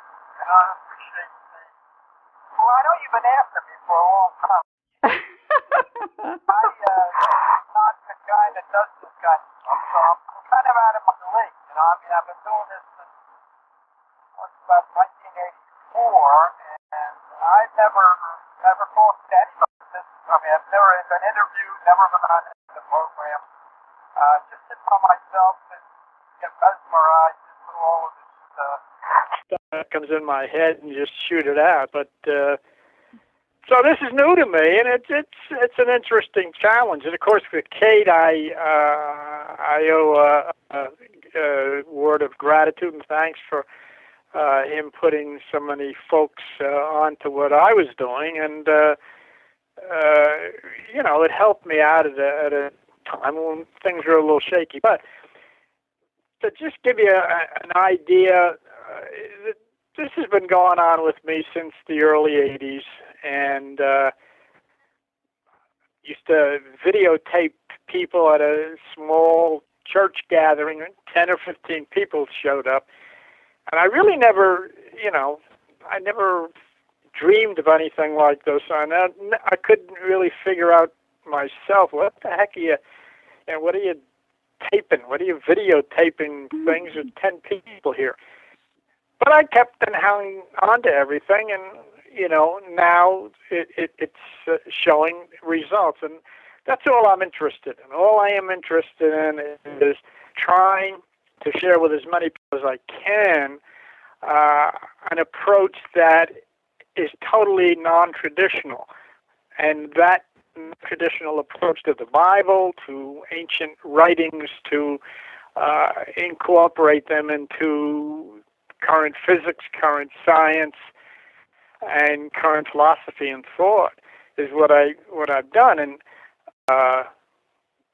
it's interesting to me and is exciting to me is it obviously has meant to other people. I know in my younger days, I get a lot of people yelling at me because I was screaming and running around and yelling about all of this stuff on television. But I had seen it for the first time, and I was just as excited. I was like, my God, how did I figure that one out, you know? And so it's just the idea of looking at things that were written thousands of years ago in a mythical way, not in a religious way, in a mythical way, by people who obviously received this from another dimension. And here we are thousands of years later making some common scientific sense out of what they were saying. And basically, that's pretty much what I've been doing, and that's me. I don't connect to that because I know that once I go outside of the strata that we live in, that time doesn't exist. Time is nothing but the flow of photons, one by one, going in one direction, constantly going, and giving us the illusion of change. But, you know, to try to evaluate, you know, this stuff as you and I are talking about right now, we have to limit it to this planet Earth. Because I was reading the other day, Kate, where I don't know, some scientist or NASA, whoever it was, they were trying to they thought they had picked up communication from another intelligence somewhere, and it was done in all types of different impulses. And they were trying to break what kind of a code there might have been. Because, the only ones that speak these words are you and me and the rest of us running around on this planet. And people say, what about God? Well, once you leave Earth, there's no such thing. Agreed. So there's an essence, but there's no such person, no such word. That's and so dealing with the words like what you're doing, and it's really good because it's very interesting, and I think it's helpful to people to see how these things are put together, where they came from, and what was the intent of the ancient people who originated them. Your turn. Okay, no, it's absolutely. This is for me. I translate everything back to source in terms of magnetic electric, and everything contains like the 4 chambers of the heart. Everything is a fractal. 4 chambers of the heart. So there must be 4 aspects, a quad, if you will, which is the magnetic positive, negative, and the electric positive and negative. That's where X marks the spot. And you can take the letter G, O, and D, mirror them, put them over each other, and you'll see like a sniper's crosshairs. For me, it's about bringing everything into balance in from all 4 quadrants, if you will. So let's take a little journey. Magnetic electric journey with Cain and Abel, and I bring this up, and Santo and I talked about this many times. Cain and Abel, I really want to touch on this one because I know your interpretations of it that people need to get.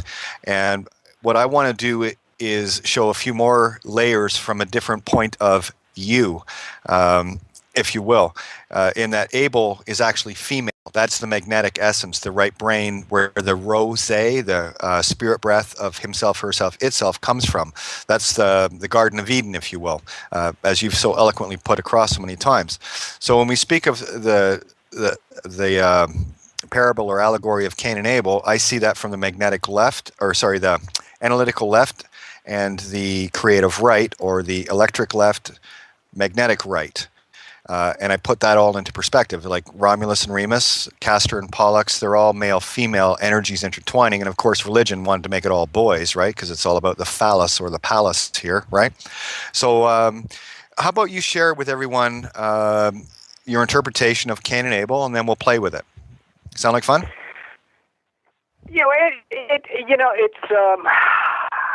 It's one of many types of variations on the same thing, whether it be Cain and Abel, whether it be Jacob and Esau. It's basically exactly what you said, and then you take the one that represents the right side, or what we would call the light, the God side, the spirit side, as opposed to the left side, which is the carnal side, the material side. And therefore, looking at the story of these two, and